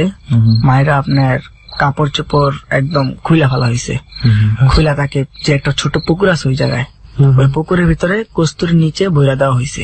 আচ্ছা। তারপরে 3 দিন পরে তার লাশ পাওয়া গেছে। তো ওর একটা বন্ধু ছিল নাম লিওন, ওই লিওন আবার আমার বন্ধু ছিল। কয়েকদিন পরে আপনার ওকে লিওনকে আর কি স্বপ্নে দেখাইতেছে যে ছেলেটা মারা গেছে। হ্যাঁ, মুস্তাকিন আসছে ওর পাশে, আয়সা বলতেছে লিওন তুই কই? কয় দোস্ত আমি তো ঘুমাইতেছি। কাদর ঘুমাইস না আমার সাথে। কয় কি রে তুই কি পিনছস? লিওন বলতেছে কয় আমি এটা পাঞ্জাবি পিনছি। কয় এত বড় হাত দেখা যায় না, পাও দেখা যায় না, এত লং পাঞ্জাবি পিনছস কে তুই? তুই এই পাঞ্জাবি ছাড়া পোশাক পিনতে পারলি না, ভালো প্যান্ট শার্ট? কয় দেখ আমি যে জায়গায় থাকি এই জায়গায় আমার এইসবই পিনতে হয়। কয় তুই কোন জায়গায় থাকস? কয় আমি যে জায়গায় থাকি এই জায়গায় অনেক সুন্দর সুন্দর জিনিস আছে, এক কাজ কর তুই আমার সাথে চলে আয়। কয় তোর সাথে যামু, আমার বাবা মা তো আমার সাথে পরে যে চিল্লাচিল্লি করে। কয় কিচ্ছু হইব না, তুই আয়। অলরেডি লিওনের হাত ধরছে। তো এরা বলতেছে আয় তো তুই আমি যে জায়গায় থাকি এই জায়গাটা তুই একবার দেখ, তুই আয়। বলতেছে আচ্ছা ঠিক আছে তাহলে চল। তো ও বার হয়ে যাইতেছে ঘর থেকে, আপনার সিটকারে নিজেই খুলছে দরজা। সিটকারে যে খুলতেছে আওয়াজ হইতেছে, ওর বাবা আবার এই আওয়াজটা শুনতেছে। আচ্ছা। তো শোনার পর বাবা আবার ধরছে কি রে এত রাত করে কই যাস? হ্যাঁ, ধাক্কা দিয়ে বলতেছে। তো ওই কোনো কথা শোনা, ছাড়ো আমার তাড়াতাড়ি যেতে হবো। ওই দরজা খুলে ওর টাইনা ধরে রাখতে পারতেছে না, ওই দরজা খুলে চলে যেতেছে। তোর বাবা করছে কি, ওর পাঞ্জা মানে জড়ায় ধরছে, তোরে কইতেছে কিন্তু ওর বাবা ওর সাথে পারতেছে না। কয় বাবা আমার ছাইরা দাও কইতেছি, রাগ দেখায় বলতেছে আমি চলে দাম। কয় কই যাবি? আমার বন্ধু মুস্তাকিন চলে দাম, তুমি ছাইরা দাও। পরে এর করার পরে একটা থাপড় দিছে ওর বাবা ওর ভাইয়ার দিয়ে আর কি। থাপড় দেওয়ার পরে অজ্ঞান হয়ে গেছে। অজ্ঞান হওয়ার পরে ওর আবার এই ঘটনা মনে আছে লিওনের, বাবার পরে বলতে পারছে ঘটনাটা, যে স্বপ্নে এরকম দেখেছি, আমার স্বপ্নে এরকম হয়েছে। ওর বাবা আবার বলছে যে তুই তো দরজা খুলে বাড়ি গেছিলি, অথচ সে কিন্তু টোটাল ঘটনাটাই স্বপ্নে ভাবতেছে। হ্যাঁ আপনার এরকম একটা ঘটনা। আর কিছু বিষয় আছে যে রেহান, কিছু পিঠাপিঠি ভাই বোন থাকে, ওই ক্ষেত্রেও কিন্তু আমরা এই ধরনের কিছু ঘটনা আমরা শুনতে পাই মাঝে মাঝে, যে পিঠাপিঠি ভাই বোন যারা থাকে যদি একজন মারা যায় জি আরেকজনের এরকম একটা বিপদ কিছু একটা থেকে যায় আর কি, একটু সেফ চলতে হয়, যে বিশেষ করে পিঠাপিঠি ভাই বোনদের ক্ষেত্রে। হ্যাঁ, এটা আমিও শুনছি, মানে একটা কেমন যেন মানে একটা কি একটা কানেকশন যেন থাকে। ইভেন টুইনদের ক্ষেত্রে তো এটা খুব বেশি অ্যাপ্লিকেবল। অনেক ধন্যবাদ হাসান ভাই, মানে আসলে বেশ কিছু ইন্টারেস্টিং কিছু আজকে আপনার কাছ থেকে শুনতে পারলাম। তবে এগুলো এখন আমার মনে করলে অনেক ভয় করে।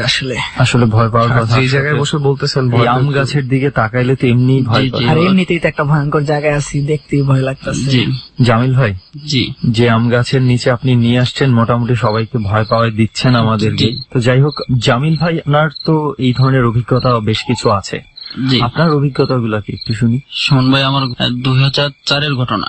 আচ্ছা। আমি আর আমার এক চাচা আছে, মানে ফ্রেন্ডের মতোই চলাফেরা করি, শামীম নাম। আমাদের গ্রাম থেকে আরেক গ্রাম ধরে প্রায় 8 থেকে 10 কিলো দূরে, ওটা হলো কাটাগড় নাম।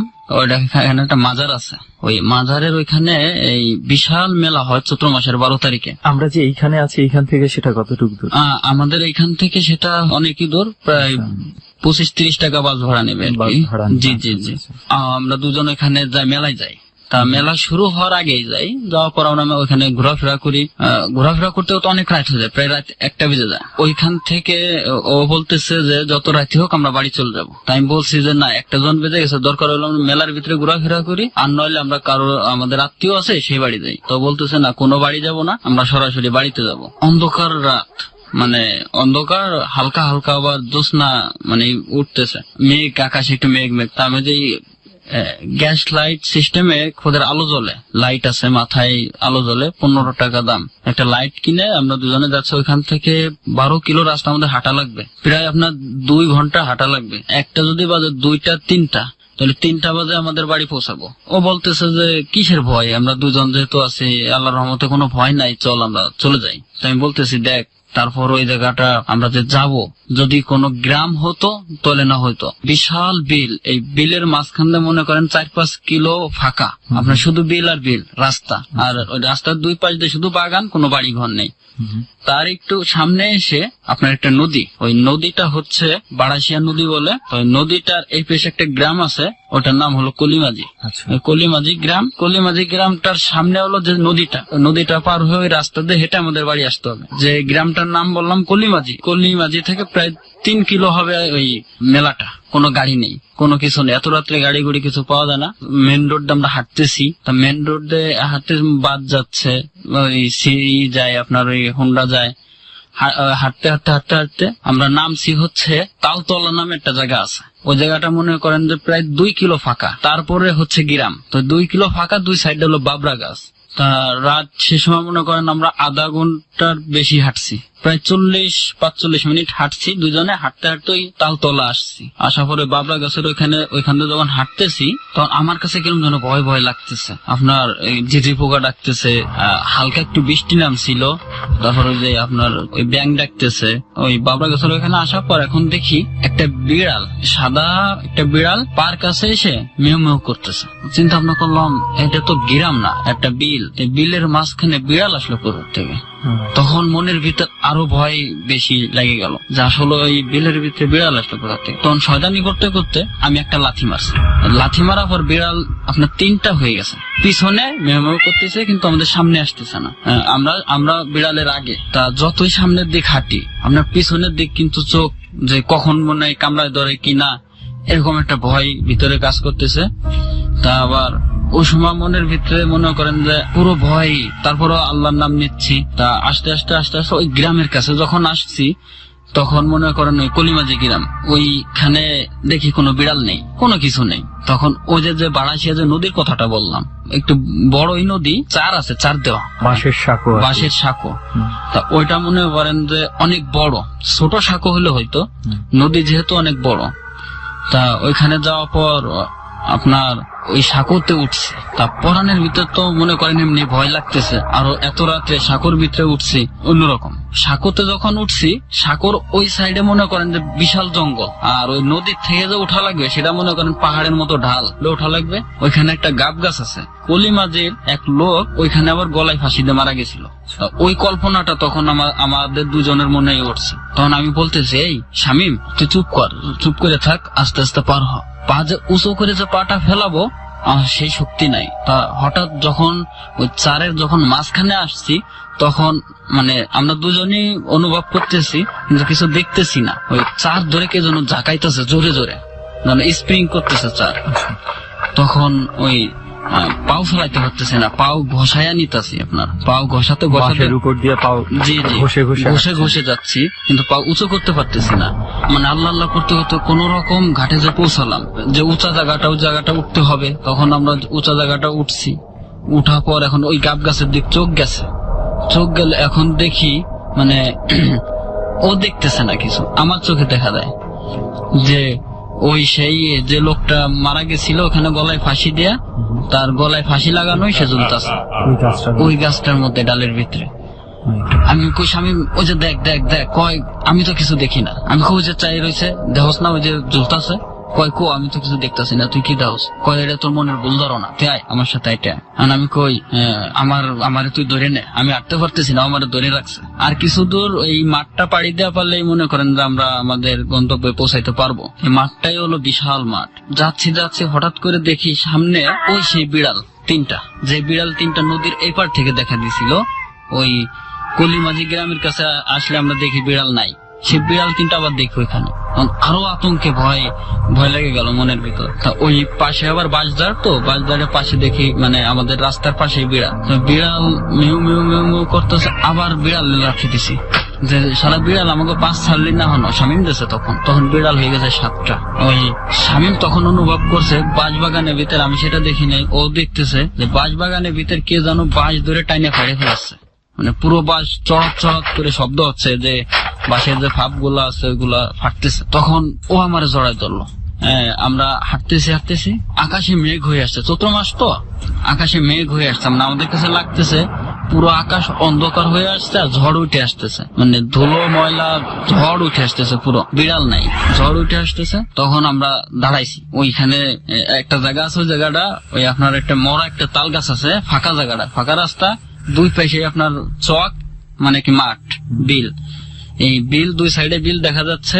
আপনার ওই গমের বই, গম পাইকে রয়েছে, গমের বই, ওইখান দিয়ে গমের বই লড়তেছে, গম লড়তেছে, মানে বাতাস লাগতেছে, বাতাস। আমরা দাঁড়াই রয়েছি, অনেক দূরে একটা বাগান আছে, ওই বাগানের ওই দিক থেকে বাতাসটা আসতেছে, আপনার যেন পুরো ঝড় উঠে আসতেছে। এরকম একটা কিছু দেখলে এখন দেখি একটা ঘোড়া দৌড়ে আসতেছে, ঝড় না একটা বাতাস না একটা ঘোড়া আইসে, ওই আমরা রাস্তার ভিতরে দাঁড়ানো, আর ঘোড়াটা হলো মাঠের ভিতরে দৌড়ে আসতেছে আপনার ওই গমের বইয়ের উপর দিয়ে।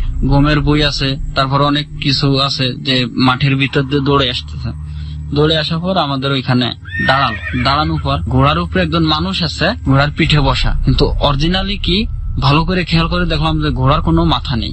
আমার মনে আরো ভয় লেগে গেল যে ঘোড়ার উপরে মানুষের চেহারা ভালো করে বোঝা যাচ্ছে না। শামীম আর আমি ওইখানে দাঁড়াই থাকলাম, ঘোড়াটা সরতেছে না। তখন দেখি আবার ওই সেই বিড়ালও চলে আসছে, যে 7টা বিড়াল ছিল, বিড়ালও চলে আসছে। তখন শামীম বলতেছে এইখানে তাড়াতাড়ি 4 কোনা প্রসাব করে মাঝখানে দাঁড়াইতে হবে। তখন ও 4 সাইডে প্রসাব করলো, করার পর ওইখানে মাঝখানে আমরা দুজন দাঁড়াইছি। তখন ও বলতেছে যে তোরা বাইসে গেলি। কি বলছে? ওই ঘোড়ার ওইখান থেকে জি লোকটা, যে তোরা বাইসে গেলি, তোরা কতক্ষণ ওইখানে দাঁড়াই থাকবি, আমি দেখবো কতক্ষণ দাঁড়াই থাকবি। দুজন ধরে দাঁড়াই থাকা পর দুজনের হাত পা কাঁপতেছে। ওই যে আমার কাছে যে গ্যাস লাইটটা ছিল, মানে গ্যাস লাইটটা আগুন যে ধরাইবো, মানে আঙ্গুলের ভিতরে সেই শক্তি নাই, মানে হাত পাও কাঁপতেছে, গ্যাস লাইট ধরার আগে লাগতেছে গ্যাস লাইট পড়ে যায়। তা আমরা যে দাঁড়ানো ছিলাম, মানে যে রাস্তাটার পাশে ওই সাথে ছোট একটা তাল গাছ ছিল, তাল গাছটা ছিল মরা তাল গাছ, এবং পাতাগুলো খুব শুকনা ছিল, চৈত্র মাস ছিল, পাতাগুলো খুব শুকনা ছিল। প্রসাব যে করছে ওই জায়গাটা দাঁড়াই হাত দিয়ে লাগল পাওয়া যায়। ওই গ্যাস লাইট দিয়ে পুরো গাছে আগুন ধরাই দিল। পুরো গাছে আগুন ধরাই দিলে ওই গাছে মনে করেন যে তাল গাছে যে শুকনা পাতা আগুন ধরে গেল। আগুন ধরে গেলে দুজনেই মনে করেন যে দৌড়াইতেছি। দৌড়াইতে আমাকে ওইখানে সন্তেশ পাগলা নামে একটা আস্তানা আছে। আস্তানার আগে একটা ভাটা আছে, আনোয়ারের ভাটা পার হয়ে যে আস্তানার ওইখানে গেছি। আস্তানার ওইখানে যে আবার একটা বট গাছ আছে, বড় বট গাছ আছে। বড় বট গাছ থাকলে বট গাছের ওইখানে গেছি। এখন বট গাছের উপরে পানি পড়তেছে। তা পানি পড়ার পর তখন পুরো মাঠটা পাড়িতেছি আধা ঘন্টা দৌড়ায়। তারপর আমরা বাড়ি চলে আসলাম। বাড়ি চলে আসার পর ওদের বাড়িতে আমরা ঘুমালাম। মানে সকাল হয়ে গেছে কখন আমরা বলতে পারি না, আমরা ঘুমাই রয়েছি। তখন ওর আম্মু যখন শরীরে ধাক্কা দিল, দেখে যে দুজনের শরীরে প্রচুর জ্বর। পরে আমরা কবিরাজ ওষুধ খাওয়া পরে আমাদের আস্তে আস্তে ওটা আর কি ভালো হয়েছে। আচ্ছা আচ্ছা। আর কোন ধরনের কোনো কিছুর মধ্যে পড়েছেন কিনা? এইবার যে ঘটনাটা বলতেছি সেটা হচ্ছে আমরা যে জায়গাটা বসে আছি এখান থেকে 20-25 মিনিট লাগবে আমাদের যেতে। সময় হলে হয়তো গ্রামের বাড়ি। জি আমাদের বাড়ি ওইখানে, ওই ভিটার থেকে ঘুরাই নিয়ে আসতাম। আমাদের বাড়ির থেকে বেড়ায় আসছেন যেহেতু ঢাকা থেকে অনেক কষ্ট করে। সময় পাওয়া যায় একটা ট্রাই করা যেতে পারে। আচ্ছা, তারপর কি হলো? এই কুরবানিদের একটা আমি ঘটনা বলি। আমার ছোট বোন, আমার আপন ছোট বোন, তাকে আমার আব্বু হালকা একটু রাগারাগি করে। আচ্ছা। রাগারাগি করলে ঈদের দিন। তা আমরা ভাবছি আমাদের ওইখানে যে ভূতের মার যে ভিটাটা আছে, আসলে এখন নাম হয়েছে ভূতের মার ভিটা, আসলে এর আগে নাম ছিল, সেটার নাম ছিল বুচার মার ভিটা। এই কি হচ্ছে, এটার নাম কেন এরকম? অনেক পুরনো আমলের ভিটা, হিন্দুরা বসবাস করত। এখানে ছিল আপনার শ্মশান ঘাট। এখনো অনেক কয়লা টয়লা আছে যেখানে মানে পাওয়া যায়। আগে বিশাল তেঁতুল গাছ ছিল এবং নারকেল গাছ ছিল, যে নারকেল গাছ থেকে কোনোদিন কেউ নারকেল পাড়ে খাওয়া পারে নাই। গাছে অর্ধেক উঠছে আবার কাঁপতে কাঁপতে নিচে নেমে গেছে। আর একটা তেঁতুল গাছ ছিল, যে তেঁতুল গাছ বিশাল তেঁতুল গাছ ছিল, এখন নেই। আমাদের যে সন্তেশ পাগলার যে একটা আস্তানার কথা বললাম, সে পাগল, সে মনে করেন যে এই তেঁতুল গাছের গোড়ায় থাকতো। সে আইসে আচ্ছা আচ্ছা সে সারা রাত এখানে থাকতো। রাতে সকাল হলে চলে যেত।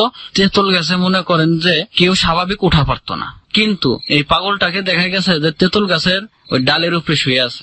আচ্ছা এরকম ঘটনা মানে আমরা নিজেরা দেখছি।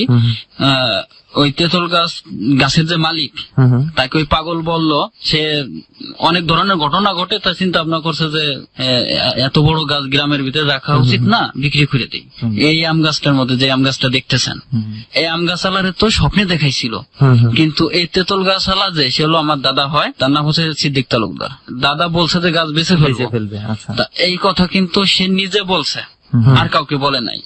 তো ওই পাগল এসে বলতেছে, সিদ্দিক জি দাদা, তারে আবার সবাই দাদা বলে ডাকতো। আচ্ছা ওই পাগলকে কয় তুই বলে গাছ বেচবি, তুই মনে করছিস কি আমি কিছু জানি না? তোর কি টাকা পয়সার অভাব আছে? তুই গাছ বেচবি কেন? আমি যেদিন বলবো তুই সেদিন গাছ বেচে ফেলবি। আমি আর বেশি দিন নাই, তাহলে গাছ বেচবো না।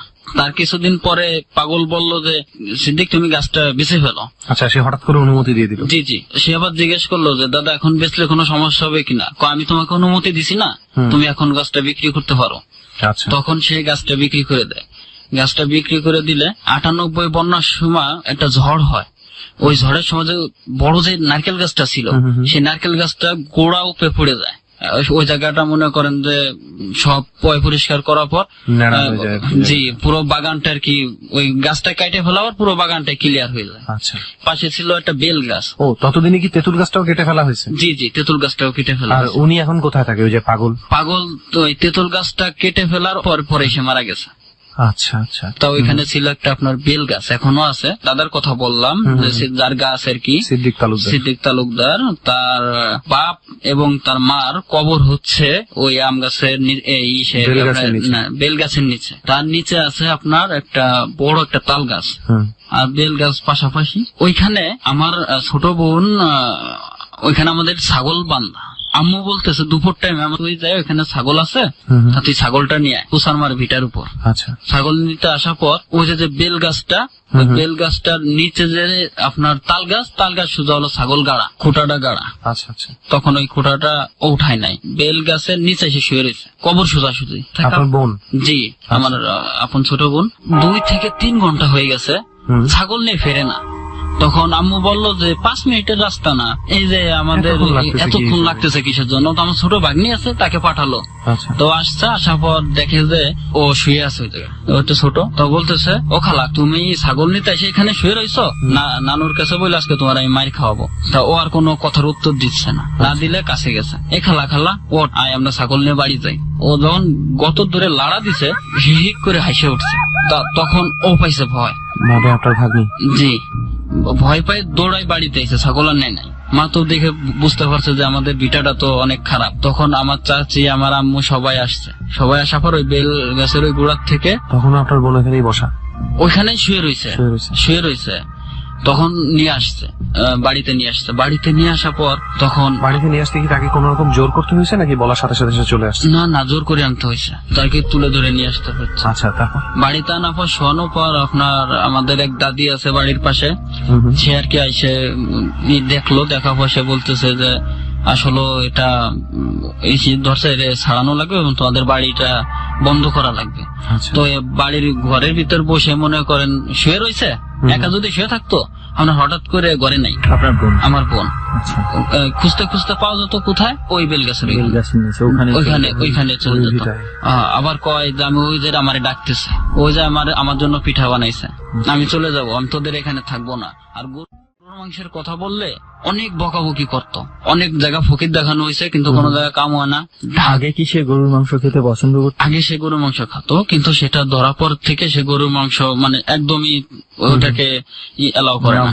তাকে অনেক করা হয়, বাড়ি নিয়ে আসে, অনেক কিছু দেওয়া হয়, কিন্তু সে কোনো দিক দিয়ে ভালো হয় না। এভাবে অনেক দিন চলতে থাকে। অনেক দিন একটা ফকির দেখানো হয়েছে, সে অনেক দিন ভালো রয়েছে। আচ্ছা। আমি বাড়িতে গেছি, বাড়িতে যাওয়ার আমাদের সেলো মেশিন আছে, যেটা আর কি ওই আপনার পানি সেচ দেয়া। পানি সেচ দেওয়া হয়। তো দুপুর বেলা, একদম ঠিক দুপুর বেলা ওই আমি ভুঁইতে পানি দিচ্ছি, ধান লাগানো হয়। জমিতে আপনি পানি জি। দিচ্ছেন। তো যাই মেশিন স্টার্ট দিয়ে আমি পানি দিচ্ছি, বুইতে পানি দিচ্ছে, একটা হাফ প্যান্ট পরা আমি, মানে শর্ট প্যান্ট পরা, ওইখানে বসে রাস্তার পাশে বসে বসে গান গাচ্ছি একা একা। ওই যে ভিটাটা আছে, ওই ভিটাটার এর রাস্তা ক্রস করে হচ্ছে আমাদের মেশিনটা। আচ্ছা আচ্ছা ওইখানে দিচ্ছি, পানি দিচ্ছে। পানি দেওয়ার পর এখন হঠাৎ করে আপনার একটা আওয়াজ শুনতেছি দুপুর বেলা, যে একজন লোক হারাই গেছে।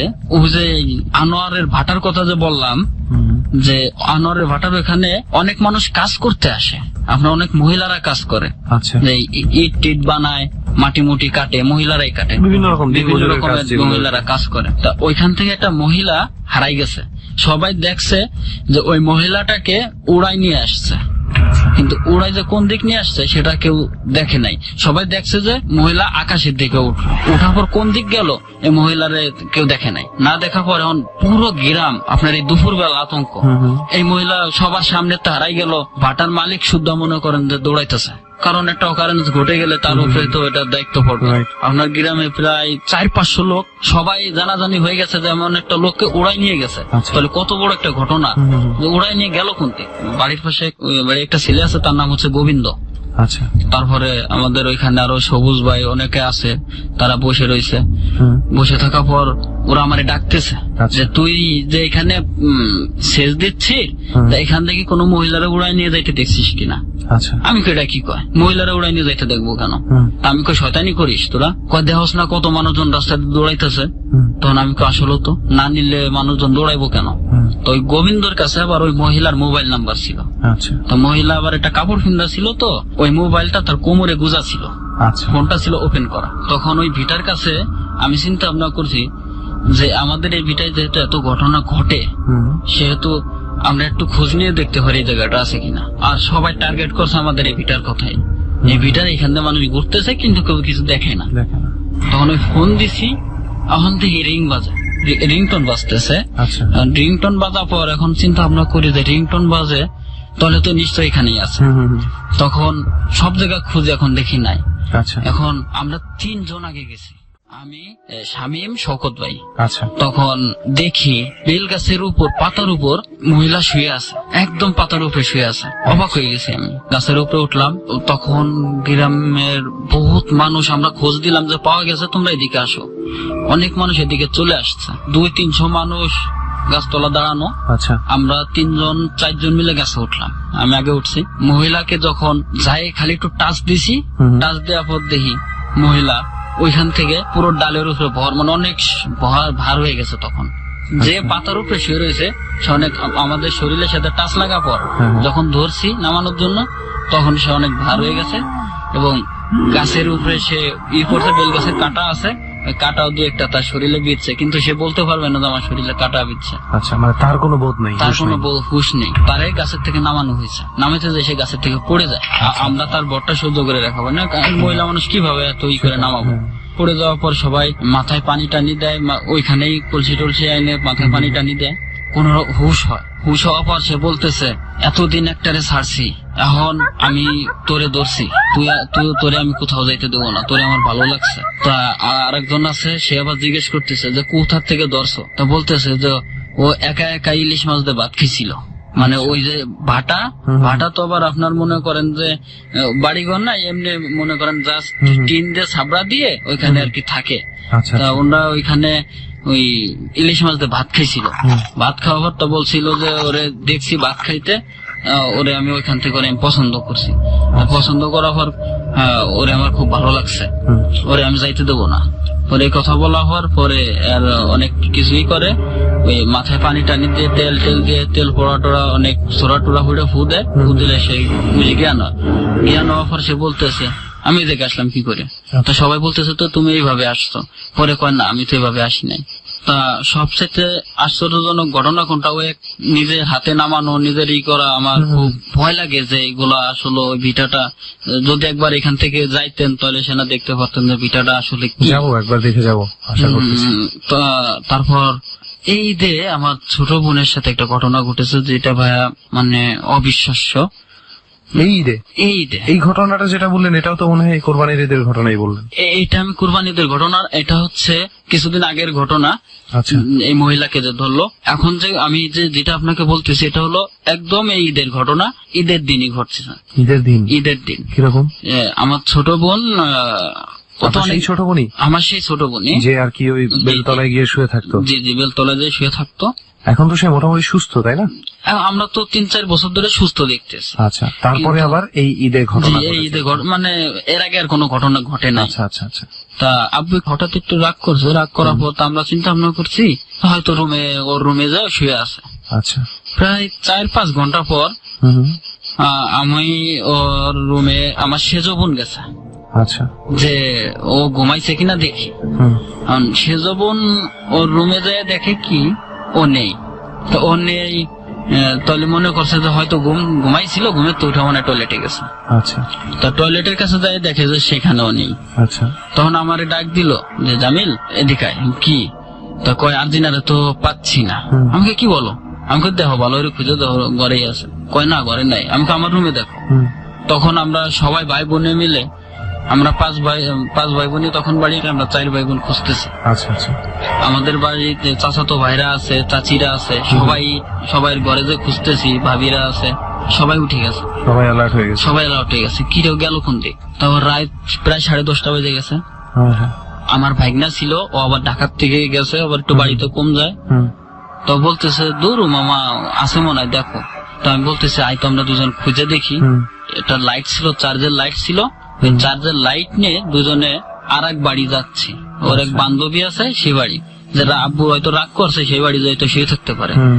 আমাদের স্মরণ নাই যে দেখো ওই ভিটার উপর যাই দেখি। মানে এটা তো অনেক আগের ঘটনা, অনেক আগের ঘটনা। দেখা যাচ্ছে যে অনেকদিন ধরে ঘটে না, ওইখানে যাবে কি করে? আর সেটা তো এখন নেই। তখন ওই বাড়ি আমরা যাচ্ছি, তার উপরে রাত আমরা গেছি।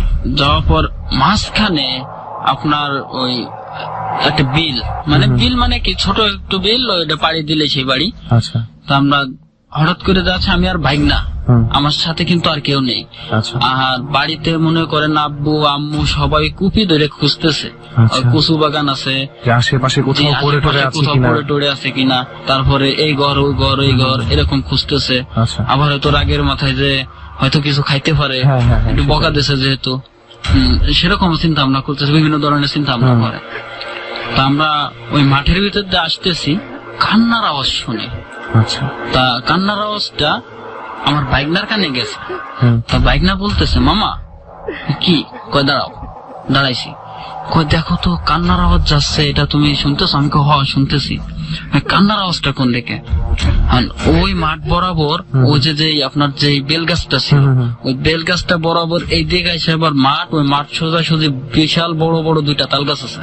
আমরা তো অনেক দূরে, রাতের বেলা আওয়াজ শোনা যাচ্ছে যে কেউ একজন কাঁদতেছে। আমরা চিন্তা ভাবনা করছি যে ও এত দূর যাবে কেন? আগে সেই জিনিসটা তো এখন নেই, 3-4 বছর ধরে সুস্থ, আর এই বাগানের ভিতরে যাওয়ার কথা না। বাইনারে করছি যে চল আমরা যাই দেখি কে কান্দে। তখন আমরা আস্তে আস্তে আস্তে আস্তে হাঁটি, ও তাল গাছের গোড়ায় আমরা পৌঁছাইছি। তো দূরের চার্জার লাইট মারছি, তো দেখি ওই তাল গাছের গোড়ার উপরে মাথা দিয়ে কাঁদতেছে। আমি আর যাবো না, আমি একবারে চলে যাবো, আমি আর এখানে থাকবো না। দেখা যাচ্ছে আমার ছোট বোন, আমি যদি ভয়তে যদি দৌড়াই তাহলে কিরকম হয়? সম্ভব না। তার জন্য বাইনা করছে যে মামা তুমি দাঁড়াও, আমি বাড়িতে লোক ডেকে নিয়ে আসি। আচ্ছা আচ্ছা। তখন আমি ওরেও ছাড়তেছি না যে ওরে আমার একা হয়ে যাবে, আমার উপরে কিছু আক্রমণ করলো, এরকম কিছু অনেক কিছু ভয় লাগতেছে। ওরে বলতেছি তুই আমার সাথে থাক। আরে ভয় কিসের? ওরে আমি বুঝতে দিতেছি না যে আমার মনে ভয় আছে।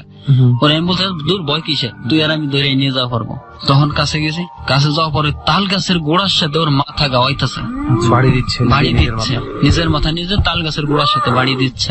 দাগ হয়ে গেছে, আপনার মাথা মতো দাগ হয়ে গেছে। তখন ওই মাঠের ভিতর দাঁড়াই আমরা ডাক ছাড়লাম যে আরজিনাকে পাওয়া গেছে, কে কোন জায়গায় আসো, তাড়াতাড়ি এদিকে আসো।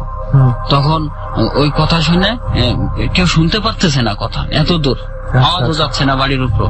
তখন বাইনার মোবাইল দিয়ে বাড়ি ফোন দিল।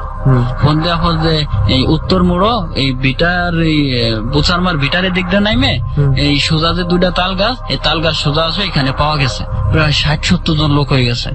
আসার পর সবাই আসছে, আসার পর স্বাভাবিক ও 30-35 কেজি ওজন হবে। তখন আমি যে ওকে উঁচা করছি যে বাড়িতে নিয়ে যাই, কোলে উঠাইছি। তা কোলে উঠানোর পর আমি হাঁটতেছি, ওরে আমি উঁচা করছি, আমার কাছে লাগতেছে যে কয় মন যে ওজন আমি বলতে পারবো না, মানে খুব ওজন, যে আমার মনে হচ্ছে আমার মাথার মতো ভেঙে পড়তেছে। ড্রেন যেটা আর কি আইল বলে, ওই আইলের উপর হাঁটতেছে হাঁটতেছে আমার পিছনের থেকে যেন ধাক্কা মারছে। এটা আমার স্পষ্ট আমার আছে যে আমার কে যেন পিছনেতে ধাক্কা মারলো, জোরে ধাক্কা মারলো। আমি ওরে পার উপরে রাখে আমি চিতে পড়ে গেছি। আমার পায়ে এখনো ব্যথা আছে, আমি অনেক ওষুধ খাচ্ছি এখনো পার জন্য, অনেক ঝাড়াইছি। পড়ে যাওয়ার পরে আমার স্বাস্থ্য বাইরে আইছে। সবাই মনে করেন যে কিভাবে ছুটছে, এটা মনে করেন যে যদি এখান থেকে যদি 20 মিনিটের রাস্তা যেহেতু যদি একবার যাইতেন তাহলে সবার মুখে জানা পড়তেন যে আসলে কি ঘটনাটা কি। তখন আর কি স্বাস্থ্য বাইরে দৌড়ে আসার পর সবাই মিলে ধরলো, ধরার পর ওর এনেছে 3 জনে দৌড়া, আমার এনেছে 1 জনে দৌড়া। আমি হাঁটতে পারছিলাম না। মাই গুডনেস, তুই চিন্তা করতে পারছিস আপনার ছোট বোন না? জি। তখন তার বয়স কত? এই তো এখন এবার এসএসসি পরীক্ষা দিবে। এবার এসএসসি পরীক্ষা দিবে। আর আপনি? আমি তো কত বছর? আমি তার প্রায় 3 বছরে বড়। 3-4 বছর বয়সের বড় একটা ছেলে, ছেলেদের শরীরে হাড্ডি বেশি থাকে বলে ছেলেদের ওজন কিন্তু এমনি একটু বেশি হয়, ঠিক আছে?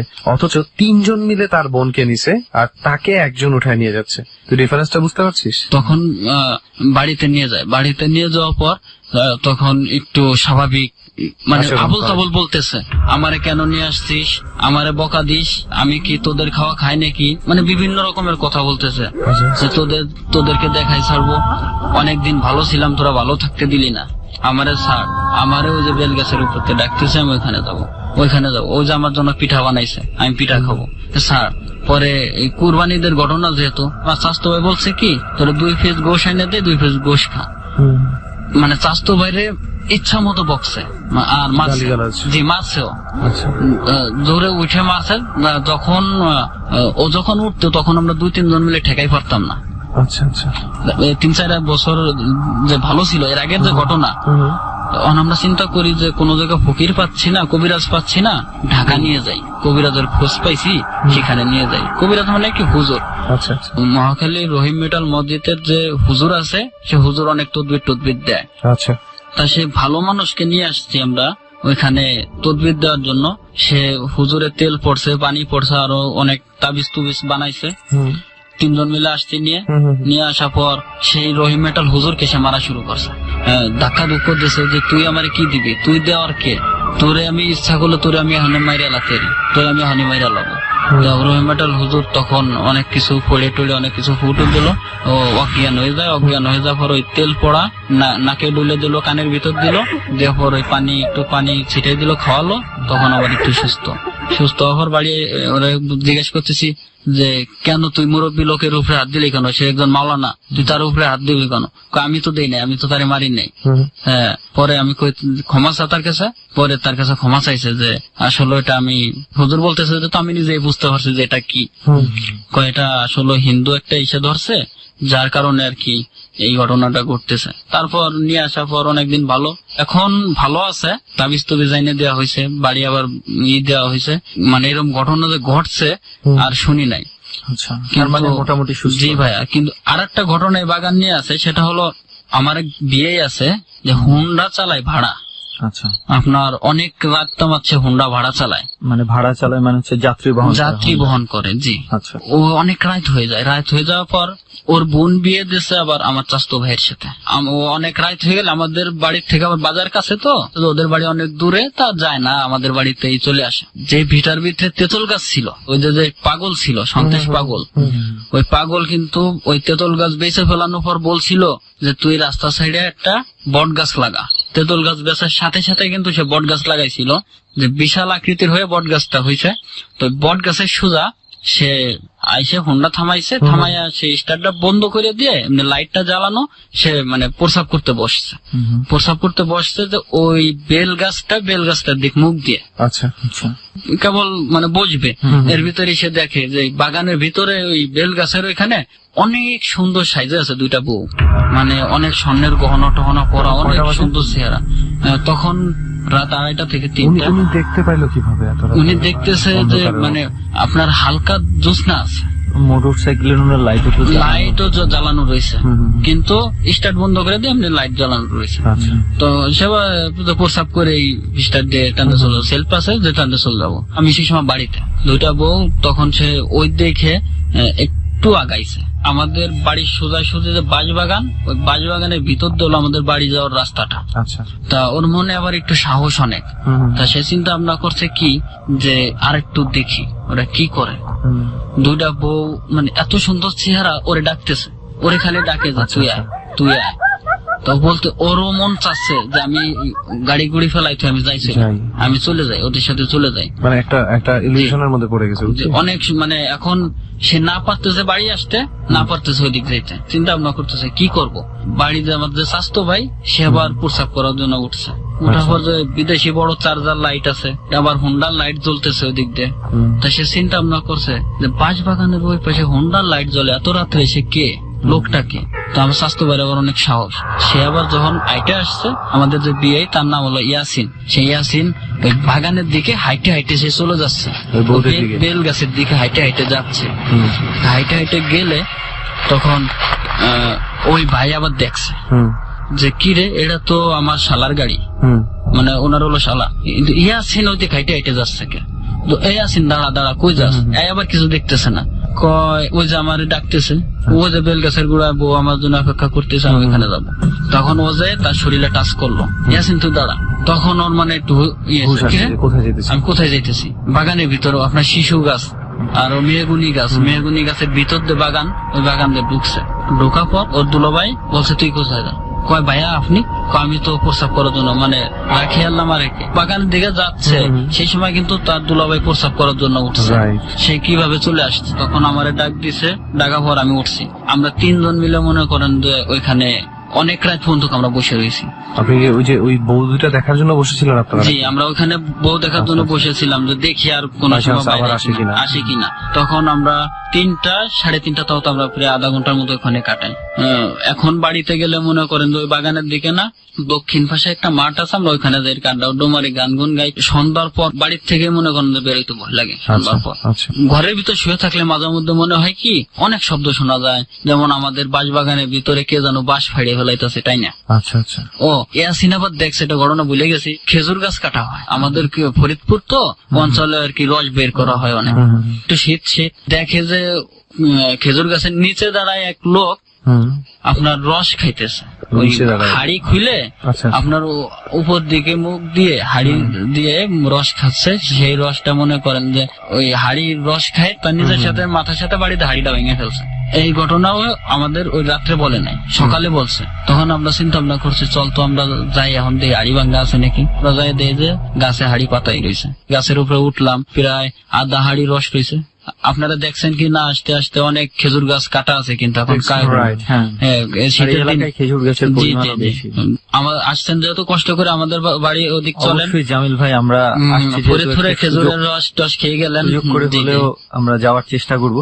তো জামিল ভাই মোটামুটি এই ছিল আপনার, জি জি এই হলো আমার ঘটনা, অভিজ্ঞতা যাই বলি না কেন এটাই হচ্ছে।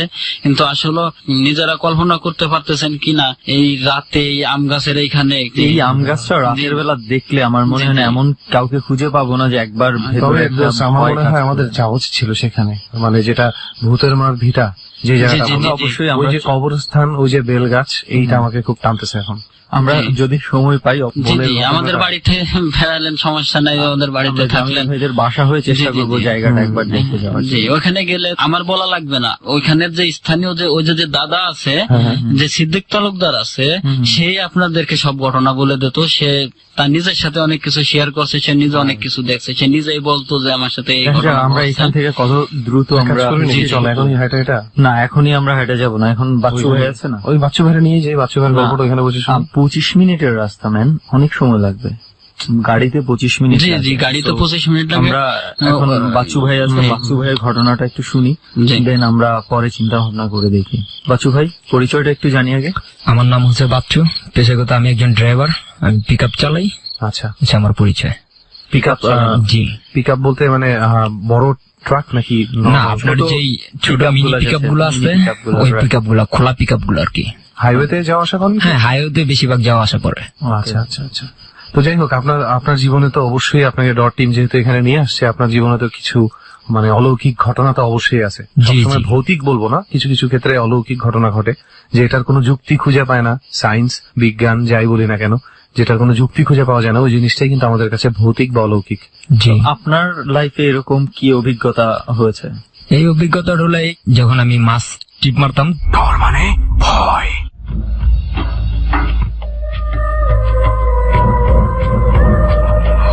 রাত এখন আরো গভীর, একটু পরেই ঘড়িতে ডং করে 1টা বেজে যাবে। রাত 1টা মানে ভয়াবহ রকমের নীরবতা। আর যে কিবরিয়া আছে আপনার সঙ্গে, এবং আপনি শুনছেন এবিসি রেডিও FM 89.2। ডর চলছে, সঙ্গে আছে স্পট থেকে সুমন ও রেহান, এবং মিউজিকে আছে আমাদের আরো একজন টিম মেম্বার লোবান। প্রিয় শ্রোতা, ডরের যে ঘটনার মধ্য দিয়ে আমরা যাচ্ছি সেগুলোর যুক্তিসিদ্ধ ব্যাখ্যা আমাদের কাছে নেই, কিন্তু প্রতিটি ঘটনাই অতিথিদের জীবনে ভয়াবহ রকমের সত্য। তাদের মুখের এক্সপ্রেশন, বলার এক্সপ্রেশন, তাদের হার্টবিট, প্রত্যেকটা জিনিস যদি আপনি খুব পুঙ্খানুপুঙ্খভাবে লক্ষ্য করেন তাহলে দেখবেন ওরা কতটা বিশ্বাস নিয়ে এই অধিভৌতিক ঘটনাগুলো আমাদের সামনে বলছে। প্রতিটি মানুষের জীবনেই কিছু না কিছু অধিভৌতিক ঘটনা আছে যা বিজ্ঞান সিদ্ধ না, যার কোনো যুক্তি উত্তর নেই, যা এখনো অনাবিষ্কৃত। আমরা ফিরব ঠিক রাত 1টায় গল্পের বাকি অংশটুকুতে। ডর কোনো সার্বজনীন অনুষ্ঠান নয়। ডরে এমন কোনো ঘটনা তুলে ধরা হয় না যা প্রতিটা মানুষের জীবনেই সত্য হতে পারে, তবে ভয়ের আবেদনটা কিন্তু সবার, অর্থাৎ সার্বজনীন। অনেকেই আছেন হয়তোবা ডর অনুষ্ঠানটিকে খুব হালকা করে নিচ্ছেন, কিন্তু এই মানুষটি ডরের কোনো একটি ঘটনা এমন কোন সিচুয়েশনে গিয়ে তার মনে পড়েছে, তখন সে তাৎক্ষণিকভাবেই হয়তোবা অনেক বেশি ভীত হয়ে পড়ছে। মানুষের এই যে বিপরীতমুখী প্রতিক্রিয়া, আমরা যেটাকে বলি মন এবং সাবকনশিয়াস মাইন্ড, অর্থাৎ আমার মনে হচ্ছে কিছু একটা হবে এবং আমার মনের একেবারে গহীনে কিছু একটা হয়ে যাচ্ছে যা আমি জানি না, আমার মস্তিষ্ক তাৎক্ষণিকভাবে আমাকে জানাচ্ছে না, কিন্তু কোনো একটা সিচুয়েশনে গিয়ে সেটা আবিষ্কার হচ্ছে। এই বিষয়টির সাথে ভয় অনেকখানি জড়িত। আমরা আমাদের মনের গতিবিধি কিন্তু সম্পূর্ণ রকম আবিষ্কার করতে পারি না। অনেকদিন আগে একটা ছবি দেখেছিলাম, ছবিটার নাম লুসি। মানুষের মস্তিষ্ক যদি 100 কাজ করা শুরু করে তাহলে সেই মস্তিষ্কের ক্ষমতা কতটা বড় হতে পারে এবং মানুষের ক্ষমতা তখন কত ইউনিভার্সাল হতে পারে তা আপনি চিন্তাও করতে পারবেন না। ব্যাপারটি সায়েন্স দিয়ে বোঝানো হয়েছে, কিন্তু তা এখন পর্যন্ত অনাবিষ্কৃত, তা এখন পর্যন্ত বিতর্কের ঊর্ধ্বে নয়। আমাদের ডরে যেসব ঘটনা একের পর এক আপনার সামনে উপস্থাপিত হয় তার প্রত্যেকটি অবৈজ্ঞানিক, অযৌক্তিক, কিন্তু এগুলোর আবেদন যদি না থাকে তাহলে সারা দুনিয়াব্যাপী এইরকম ঘটনাগুলো কোনো না কোনো ভাবে প্রত্যেকটি মানুষের জীবনে ঘটতো না। আপনার জীবনে যদি একটি অধিভৌতিক ঘটনাও থেকে থাকে তাহলে সেই জায়গাটি থেকে আপনাকে বিলিভ করতে হবে যে এর চাইতেও কিংবা একই রকম ভাবে কিংবা অন্যভাবে আর কারো জীবনে কোনো একটি ঘটনা ঘটতেই পারে।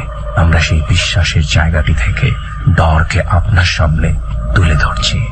আমরা ঘটনার ঠিক সেই জায়গাটিতে ফিরতে চাই যেখানে বিরতি নিয়েছিলাম। ডর। তো বাচ্চু ভাই, আপনি তো মনে হয় ডর রেগুলার শুনেন? জি, নিয়মিতই শুনি, যে শুরু হওয়ার পর থেকে। কেমনে পৌঁছালেন আমাদের এখানে? এখানে আমি যে নাম্বারটা ফোন করছিলাম, ঘটনা শোনার পর আমার একটা ঘটনা আছে যেটা আমি বলতে চেয়েছিলাম, তো এই জন্য আমি আপনাদের নাম্বারটা ফোন দিই। আমাদের নাম্বারে ফোন দিয়ে? জি জি। নাম্বারটা জানা আছে আপনার? হ্যাঁ, নাম্বারটা জানা আছে। নাম্বারটা হলো 0961389292। বাবা, মুখস্থ করে ফেলছে। হ্যাঁ, মুখস্থ ভাইয়া, অনেকবার ফোন দিয়েছেন। আমি দেখি তো, আমি মুখস্থ দেখেন তো, একটু আমি বলি দেখি তো আমার মনে আছে কিনা, আপনি মিলায়েন তো। জি। 0938 জি 92 জি 89 2 জি। মানে এই নাম্বারে ফোন দিয়েই আপনারা মানে যারা আসতে চায় আমাদের এই সঙ্গে- জায়গায় মোবাইলের যুগ, পরে দেখা যাবে সবাই কিন্তু 09G চাপতেছে আবার পরে। হ্যাঁ, G9 যেমনে ভাইজান মাঝখানে জি বলছে। না, ওটা আমি প্রথমে ভুল করছিলাম যে প্রথমে 02 দিছিলাম, কিন্তু আপনারা 02 দিবেন না। বাহ, একদম মানে আমাদের চেয়েও বেশি সলিড। রেহান কিছু একটা বলতেছি। হ্যাঁ, যেটা বলতেছিলাম যে বৈজ্ঞানিক ব্যাখ্যার বাইরে যেটা যায় সেটাই কিন্তু অলৌকিক। তো আমার মনে হয় যে আমাদের শ্রোতা বন্ধুদের মধ্যে কেউ যদি এমন থাকে যে মনে কর বাচ্চু ভাই একটা ঘটনা বললো, বা একটু আগে জামিল ভাই যেটা বলছে, এটার মধ্যে কেউ যদি কোনো বৈজ্ঞানিক ব্যাখ্যা খুঁজে পায় যে না ভাইয়া আসলে এটা এরকম হয়েছে, যে না ভাইয়া এটাকে আমরা ভৌতিক বলতে পারি না, এই ধরনের কোনো লজিক যদি কারো থাকে, তাহলেও কিন্তু আমাদের এই নাম্বারে হ্যাঁ এটা তারা আপনারা জানাইতে মানে পারে। হ্যাঁ অবশ্যই যেই নাম্বারটা আমরা বললাম সেই নাম্বারে আপনাদের যদি এই ধরনের ঘটনাগুলোর পেছনে কোনো লজিক থাকে আমরা সেটাই। সেটাও শুনতে চাই। কারণ অন্যান্য পুরো পৃথিবীর মতন আমি ভূত বললেই আসলে ভূত, এটাতে প্রত্যেকটা আমি বিশ্বাস করি না। লজিকেরই অ্যান্টি লজিক থাকে, সবকিছুই থাকে। রাইট, অ্যান্টি লজিক তো থাকতে হবে। ওকে বাচ্চু ভাই, যতটুকু ডট টিমের কাছে শুনছি আমার মনে হচ্ছে যে আপনার ঘটনা বেশ দুর্দান্ত কিছু আছে। তো আমি মানে জি। একটু শোনার জন্য খুব বেশি আমার আগ্রহ তৈরি হয়েছে। Me too. জি, 4 বছর আগের ঘটনা। আমি যখন পিক আপ চালাতাম, এটা হচ্ছে এয়ারপোর্ট কাওলা স্ট্যান্ড। যখন আমি পিক আপ নিয়ে ভাড়া নিয়ে যাই, তো একটা পার্টির সাথে আমার পরিচয় হয়। ওনার বাড়ি হচ্ছে বান্দুরা। আচ্ছা। উনি আমাকে ভাড়া করে রাত্রে একটা ট্রিপ মারার জন্য। তো প্রতিদিন রাতে একটা করে ট্রিপ, সারাদিন রেস্ট, এই জন্য আমি ট্রিপটা নিলাম। মানে তো প্রতিদিন রাতে আপনি মাছ বান্দুরাতে পৌঁছে দিয়ে আসবেন। পৌঁছে দিয়ে আসবে, এটাই আমার কাজ। প্রথম দিন মাছ নিয়ে গেলাম, কোনো সমস্যা হলো না। কিন্তু কোথা থেকে মাছ নিয়ে যান? এটা হচ্ছে ভৈরব থেকে, খালি গাড়ি নিয়ে এয়ারপোর্ট থেকে ভৈরবে চলে যেতাম। ভৈরব থেকে মাছ ভরে নিয়ে, ইলিশ মাছ, ওটা আমি বান্দুরা নিয়ে পৌঁছাতাম। কিন্তু একটা কথা বলে রাখা ভালো, গাড়ির সাথে কোনো লোক থাকবে না, শুধু আমি একা, এবং কেন? কি এরকম ইভেন কেন? গাড়িতে হেল্পারও থাকবে না। কেন? এটা পার্টিরই কথা, যে ওই রাস্তাটা অনেকই খারাপ, তো ওখানে ডাকাতি হওয়ার সম্ভাবনা অনেকটাই বেশি। সেই ক্ষেত্রে তো লোকবলারও বেশি নিয়ে যাওয়া উচিত। হ্যাঁ, এই জন্যই উনি বলছে যে উনি আবার ওই জায়গার খুব প্রভাবশালী লোক, বলছে যে আপনার সাথে কেউ আসা লাগবে না, আপনার গাড়ির কোনো ক্ষতি হবে না। আচ্ছা আচ্ছা, আমি অবশ্য কয়েকটা ব্যাপার জানতাম যে রাত্রেবেলা যেসব ড্রাইভাররা সাধারণত গাড়ি চালায় রাতের ট্রিপে, তারা সাথে ইচ্ছাকৃতভাবে একজনকে রাখে যাতে গল্প গুজব করতে করতে ঘুম ঘুম ভাবটা না চলে আসে। হ্যাঁ, ওই লোকে ওটা রাখতে দেয় নাই। আর আমার মালিক যিনি ছিল উনিও আর কি হেল্পার দিত না। তো নতুন চাকরি করতাম, এই জন্য আর কি একা একাই যেতাম। তো এয়ারপোর্ট থেকে আমি চলে যাই ভৈরবে। ভৈরবে যে যখন ইলিশ মাছ নিয়ে গাড়িটা টান দিই, তখন রাত আনুমানিক 12:30 বাজে। ভৈরবে তো- কি 12:30 বাজে? হ্যাঁ, ভৈরবে 12:30 বাজে। যখন ওইখান থেকে টান দিই, তখন দেখা যায় আপনার আরেকটা কথা বলে রাখি, ঢাকা বাবুবাজার ব্রিজের পর থেকে রাত্র 9টার পরে আপনার কোনো যাত্রীবাহী কোনো গাড়ি চলে না। যাত্রীবাহী কোনো গাড়ি চলে না। আচ্ছা যদিও দু একটা পুলিশবাহী সিএনজি থাকে, তো সব জায়গায় থাকে না, আচ্ছা আচ্ছা। দুই এক জায়গায় এটার কি পাওয়া কোনো যায়। বিশেষ কারণ আছে? এটার কোনো বিশেষ কারণ বলতে, ওই রাস্তায় যেই যায় তার ডাকাতি হয়। আচ্ছা, আর আশেপাশে কোনো বাড়িঘর নেই, থাকতে দুই একটা ইট খোলা আছে, কিন্তু ওখানে রাতের লোক থাকে না তেমন, পুরোপুরি ফাঁকা রাস্তা ওটা। আচ্ছা। বাবুবাজার থেকে মানুষ যখন বিপদে পড়ে তখন যায় হচ্ছে যেমন আমাদের মাধ্যমে, যেরকম মাছের পিক আপ, পেপারের গাড়ি, এই দিয়ে আর কি রাতে যেতে হয়। মালবাহী গাড়িগুলো। হ্যাঁ, মালবাহী গাড়িতে যেতে হয় মানুষের যারা বিপদে পড়ে। তো এরকম আমি অনেকদিন টানছি। তো মাছ নিয়ে যেদিন আমি যাচ্ছি, বাবুবাজার ব্রিজ থেকে 2জন লোক, একটা মহিলা এবং একটা বৃদ্ধ পুরুষ, আচ্ছা আমাকে বলে যে বাবা আমরা তো বিপদে পড়ছি, আমাদেরকে একটু নিয়ে যাও। তো আমি বললাম আপনারা কোথায় নামবেন? বললো ওই যে সামনে যে ইট খোলাটা আছে, ওই জায়গায় আমরা নেমে যাবো। এটাকে ব্রিজের আগেই বলেছে? হ্যাঁ, বাবুবাজার ব্রিজটাতে পারানোর পরেই যে মোচরটা আছে, পাম্পের মোচরটা, ওখান থেকে আচ্ছা দেখলাম বৃদ্ধ, হাতে 2টা ব্যাগ। আচ্ছা। এই জন্য আমি বললাম বয়স্ক মানুষ এই শীতের ভিতরে এখানে দাঁড়িয়ে থাকবে, মায়াই লাগে। মায়া লাগে, এই জন্য নিয়ে নিলাম। তো নিয়ে গাড়ি টান দিছি। এই টাইমে দেখা যাচ্ছে যে কিছু দূর যাওয়ার পরে বলে, বাবা তোমার গাড়িতে তো ইলিশ মাছ আছে, একটা মাছ আমাদেরকে দিবা, আমাদের তো অনেকদিন ধরে না খেয়ে রয়েছি, আর টাকা পয়সাও নেই, বাচ্চাদেরকে তো মাছ কিনে খাওয়াতে পারবো না। কিন্তু বিষয় হলো যে আমার গাড়িটা সম্পূর্ণ তেরপাল দিয়ে ঢাকা ছিল। মাছ নিয়ে যেতাম, ওই যে পোলা বাইনা করতো কি হাত দিয়ে মাছ নিয়ে যেত, এই জন্য আমরা ঢাকা সুন্দর করে বাইন্দা নিয়ে যেতাম যে কেউ না দেখে। আচ্ছা আচ্ছা। তো ওই লোকটা কিভাবে জানলো যে আমার গাড়িতে ইলিশ মাছ আছে? আচ্ছা, এটা একটা প্রশ্ন। হ্যাঁ, ওই লোকটা বললো যে তোমার গাড়িতে ইলিশ মাছ আছে, আমাদেরকে একটা মাছ দাও। তো আমি বললাম যে চাচা মাছটা তো আমার না, আমি তো আরেকজনের চাকরি করি, তার বলা ছাড়া তো আমি মাছ দিতে পারবো না। তো কিছু দূর যাওয়ার পরে কুয়াশা, কিছু দেখা যায় না। ওই রাস্তাটা এমনি কুয়াশা পরে অনেক বেশি কুয়াশা, আর ফাঁকা জায়গার ফাঁকা জায়গা, দিনে কুয়াশাটা অনেক বেশি, যেমন হাত 2 হাত সামনে কিছু দেখা যায় না, আস্তে আস্তে যেতে হতো। তো আমি যাচ্ছি, তো হঠাৎ করে এক জায়গায় বলে কি যে বাবা একটু রাখো, আমরা এই জায়গায় নামবো। তো এই জায়গায় নামবে, আমিও ব্রেক করলাম, বের করার পরে আমি ওনাদের সাথে নামলাম। কি জন্য নামলাম, ওনাদের যে হাতে 2টা ব্যাগ ছিল, আমি চাইছি যে ব্যাগ 2টা একটু আগে দিই। আমি নামছি ডাইন মোড়া দেয়া, ওনারা নামছে বাম মোড়া দেয়া। তো বৃদ্ধ মহিলাটাকে ধরে নামালাম, আর পুরুষটাও নামলো। তো বলতেছে বাবা একটা মাছ দাও। আমি বলছি যে একটা মাছ দিব, যাক মহাজনকে বলবো যে একটা মাছ আমি একজনকে দিছি, তো কিছু বলবে না। তো একটা মাছ যখন দিতে যাই, তখন তিরপালটা খুলে আমি যখন মাছ দিব, তার আগেই দেখতেছি 2টা লোক মাছ খাচ্ছে। কোথায় মাছ খাচ্ছে? গাড়ির বাইরে ওই যে 2টা লোক বৃদ্ধ ছিল, ওনারা দাঁড়িয়ে আছে, ওনাদের পাশে থেকে 2টা লোক মাছ নিয়ে খাচ্ছে।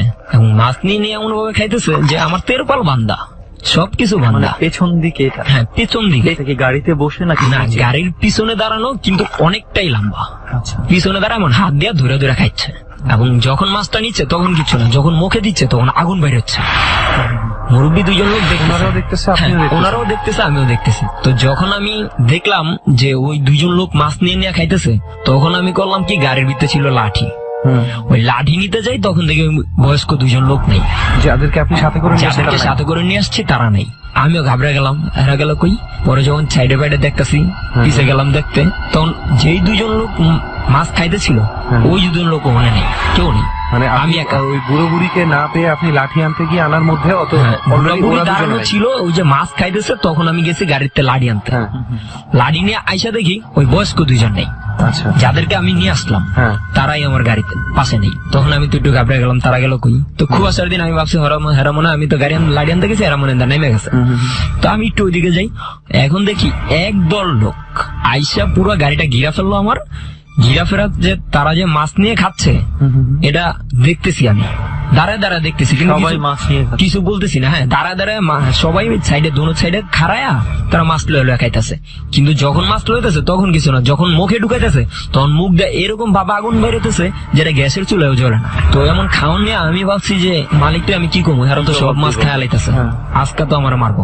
তো আমি কি করছি, লাড়িটা গেছি একটা বাড়ি দিতে, আচ্ছা। একজনের বাড়ি দিতে গেছি। তখন মনে করেন যে আমি বাড়ি একটা দিছি, হ্যাঁ। দেওয়ার সাথে সাথে তার কেউ নেই। কিন্তু কিছুক্ষণ পরে পিছন থেকে আমার এমন জোরে একটা থাপ্পড় দিল, আমি আর পরে কিছু কইতে পারবো না। থাপ্পড় দেওয়ার পরে যখন আমি পড়ে গেছি, তখন মনে করেন তাকাইছি, তাকায় দেখতেছি যে বিশাল লম্বা লম্বা লোক আমার গাড়ি পুরো নাই বানাইছে। গাড়িতেই কিছু নাই, তো আশেপাশে তো কোনো লোকজন নাই, কোনো বাড়িঘর নাই, চিল্লা ফাল্লা করলে হবে না। তো যখন আমার থাপ্পড়টা ফালা দেয়, তখন আমি একবার উঠছি, দাঁড়ানোর পর আমার আরেকটা থাপ্পড় দিছে আরেকজনে। তো থাপ্পড় দেওয়ার সাথে সাথে আমি যা পড়ে গেছি আরেক জায়গায়, তখন আমি অজ্ঞান হয়ে গেছিলাম। তো সকালবেলা যখন মানুষজন আসে আজানের পর পরে, তখন দেখি যে আমি ইটা খোলায় শুয়ে আছি, আমার মাথায় পানি দিচ্ছে, পানি পুনি দিয়া বলতেছে বাবা কি হয়েছে। কিন্তু আমি যে গাড়ি চালাই, আমি যে গাড়িতে মাছ নিয়ে আসছি, তারা কেউই জানে না। এবং আমার গাড়িটা যে কোথায় আছে তারাও জানে না। আমার তারা সুস্থ মুস্ত করলো, করার পরে বলতেছে যে কি হয়েছে। আমি বললাম যে আঙ্কেল এই কাহিনী, আমার গাড়ি কই। তোমার গাড়ি কই মানে, তোমার তো গাড়ি গুড়ি পাই না, তোমার খালি দেখলাম যে রাস্তার ভিতরে পড়ে রয়েছে, তোমার নিয়ে এসে আমরা মাথা পানি ঠানি দিলাম, 2-2.5 ঘন্টা যাবো, তুমি সুস্থ হও না, আমরা তো ঘাবড়ে গেছিলাম, তুমি কে, এখানে কোথেকে আসছো। তো বললাম আমি তো গাড়ির ড্রাইভার, আমি তো বান্দুরাতে মাছ নিয়ে যাইতেছিলাম, তো ওনাদেরকে নিয়ে খুঁজতেছি। এমন জায়গায় যায় দেখি আমার গাড়ি আছে কিন্তু 4টা চাক্কা নেই, গাড়িতে তেরপাল তুরপাল বান্ধা, কিন্তু ভিতরে মাছ নেই। কিন্তু আমার তেরপাল বান্ধা আছে, রশি দিয়া তেরপাল সুন্দর করে বান্ধা আছে, যেমনে যেমনে আমি বাঁধছিলাম। তেরপাল ছিঁড়াও নাই, রশিও ছিঁড়া তেরপালও নাই। ছিঁড়া নাই, রশিও ছিঁড়া নেই, যেমনেরটা হেমনেই আছে। তো ওনারা জিজ্ঞেস করলো যে তোমার গাড়ি তো বান্ধা, মাছটা নিবে কে, কি হয়েছিল। তখন আমি বললাম যে আঙ্কেল এই কাহিনী। তো তারা বললো হ্যাঁ এভাবেই তারা আসে। তো আমি তাদেরকে সব ভাঙ্গা বললাম, বলার পরে বললো যে এখানে পড়ায় পড়ায় এরকম হয়, তুমি যে ভাই চাচ্ছ এটা আল্লাহর কাছে শুকুর করো। এই ছিল সেদিনকার আমার ঘটনা। তো এই ঘটনাই কিন্তু শেষ হয়ে যায়নি। ওখান থেকে যেদিন আমি চলে আসি, তার 4-5 দিন পর আমি আবার মাছ নিয়ে যাই ওই একই রাস্তা? একই রাস্তায়। সেদিন সমস্যা ওই জায়গায় হয়নি, কিন্তু ওই জায়গায় যাইতে 2টা ব্রিজ আছে, ওই ব্রিজে আমাদের কাছ থেকে 100 টাকা করে টুল নিত ভাড়া। একটা বয়স্ক লোক, উনি ঘুমায় থাকতো, কিন্তু ওনাকে ডাইকা টাকা দিতে হইতো। আচ্ছা আচ্ছা। ঘুমায় থাকতো চেয়ার নিয়ে, তো ওনাকে ডাইকা যখন টাকা দিতাম, তো উনি হ্যাঁ বাবা ভালো আছো কিনা এরকম জিজ্ঞেস করতো। তো যাইতেছি, তো ওই দিনও 2জন লোক ওই ব্রিজের পরে যে জায়গায় থাকার কথা না, ওই জায়গা থেকে আমার সিগন্যাল দিল থামানোর জন্য। তো সেদিন আমি থামাই নাই, চলে গেছি একদম আমাদের বাজারে, বান্দুরা বাজারে। যেদিন আমি যে 2জন লোক, ওই 2জন লোক নাকি ওই দিন ওখানে মারা গেছে। এটা যেই যে 2জন লোক আমার সিগন্যাল দিছিল যে আমাদেরকে একটু নিয়ে যাও, আচ্ছা, ওই রাস্তার পাশে চিতাখোলা আছে, ওই জায়গায় ওই দিনই ওই 2জন লোক মারা গেছে। আপনি কিভাবে বুঝলেন যে ওই 2জন লোক কিভাবে মারা গেছে বুঝছি, এটা যখন আমি ওই যে মাছের ঘাটে যাই, তখন আমি বলি যে এরকম এরকম দুইজন লোক অমুক জায়গা থেকে এই ড্রেস পরে আমার সিগন্যাল দিছিল। পরে ওনারা বলতেছে তুমি যেমন বলতেছো চুল বড় বড়, এই লোক তো আজকে সকালে মারা গেছে, আমরা তো তারে পুইরা আসছি। এবং ইভেন যে জায়গায় আমার সিগন্যাল দিছিল ওই জায়গায় ওনাদেরকে পুড়ছিল আর কি। এই ছিল ঘটনা। তারপরে থেকে আমি ওই রোডে গাড়ি চালান ছেড়ে দিছি। প্রথম ঘটনাটা রেহান, আমার যেটা মনে হচ্ছে, আমি জানি না এটা প্রথম ঘটনাটা আদৌ কি এটা আমি মানে ভৌতিক না ডাকাতি বলবো না ডাকাতি বলবো, আমি একটু কনফিউজ। না না, এটা ভৌতিক তো অবশ্যই, ডাকাতি হবে না, কারণ ডাকাতরা খাইলে তো আর মাছ বাইর হবে না, আগুন বাইর হবে না। ডাকাতের ঘটনা যদি হয় সেক্ষেত্রে ওইখানে দাঁড়ায় মাছ খাওয়ার মতো বিষয় নাই। এটা একটা রিজন। আমার সেকেন্ড এবং সবচেয়ে আমার কাছে যেটা মানে রিজনটা মনে হচ্ছে যে এই ধরনের ডাকাতি সাধারণত যারা করে, ফর ইউর ইনফরমেশন, আমি নিজে একবার আশুলিয়াতে এই ধরনের ডাকাতির পাল্লায় বসছিলাম। গাড়িতে ইট মেরে গাড়ি থামায় দেওয়া হয়েছিল, সামনে আবার রাখা ছিল, গাছের গাছ ফালানো ছিল। তো নামার পরে যেটা হয়েছে সেটা হচ্ছে আমার সাথে আরো ছিল 2টা মেয়ে, ঠিক আছে, এবং আমরা 3টা ছেলে, আমরা 5 জন মিলে ফ্যান্টাসি কিংডম যাওয়ার একটা প্ল্যানই আর কি। তো আসার পথে আমাদেরকে এভাবে ধরে সন্ধ্যা 6টা 6:30 দিকে, তখনও অন্ধকার হয়নি, গরমের দিনে তো 7টার দিকে আজান দেয় আর কি। তো এই সময় যখন ধরে তখন তারা আমাদের কাছ থেকে জিনিসপত্র নিবে, তো অনেক পরের ব্যাপার। জিনিসপত্র নিয়ে তাদের উদ্দেশ্যটা ছিল তারা আমাদেরকে ঢালে নামায় নিয়ে গেল এবং আমাকে আর আমার বাকি 2টা ফ্রেন্ডকে কেটে ফেলবে কনফার্ম। তাদের কাছে এত বড় বড় চাপাতি বা যাই বলে ওটাকে ওরা, তো ওটা নিয়ে কেটে ফেলবে। তো এই অবস্থায় আমার একটা মেয়ে ফ্রেন্ড আবার রাস্তার মাঝখানে দাঁড়ায় বাস থামায় দেয়, মানে জানের রিস্ক নিয়ে একটা বাস থামায়, গতিতে আসতেছিল বাসটা। তো সেই যাত্রীগুলো নেমে দৌড়াদৌড়ি করায় কিন্তু তারা চলে গেছে। তারা কিন্তু আমাদের থেকে জিনিসপত্র নিছে, দোষ নিয়েও কিন্তু আমাদেরকে মেরে ফেলবে।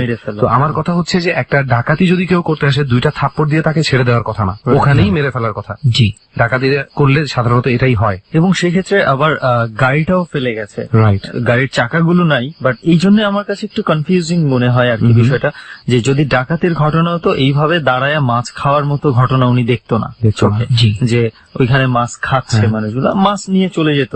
আর যদি ডাকাতির ঘটনা তো আরেকটা ওই তেরপাল দিয়ে ওভাবে ঢেকে তাদের ছিঁড়ে বেড়ে সব নিয়ে যাওয়ার কথা। সবকিছু সুন্দর করে তেরপাল কাইটা, রশি কাইটা, আমরা যেহেতু ফালা দিছে তারা গাড়ি নিয়ে মাছ নিয়ে চলে যাবে, তারা তো মাছ খাবে, তাদের সুবিধা মতো জায়গায় গাড়ি নিয়ে চলে যাবে, পরে হয়তো বা গাড়ি ফেলে দিবে বা কিছু একটা করতে পারে। জি, কিন্তু আর ওই বুড়ো বুড়ির কথা কি বলবি? বুড়ো বুড়ির কথাই বা কি বলবো। তো এই জন্যই মানে ডাকাতি বলেও মানে উড়াই দেওয়া যাচ্ছে না। হ্যাঁ, এখানে একটা জিনিস তুই বলতে পারিস এরকম যে তাকে ভয় দেখানো হয়েছিল, তাকে অলৌকিক কিছুই ভয় দেখিয়েছে, পরবর্তীতে আবার হয়তো কেউ পেয়ে মাছটা নিয়ে গেছে।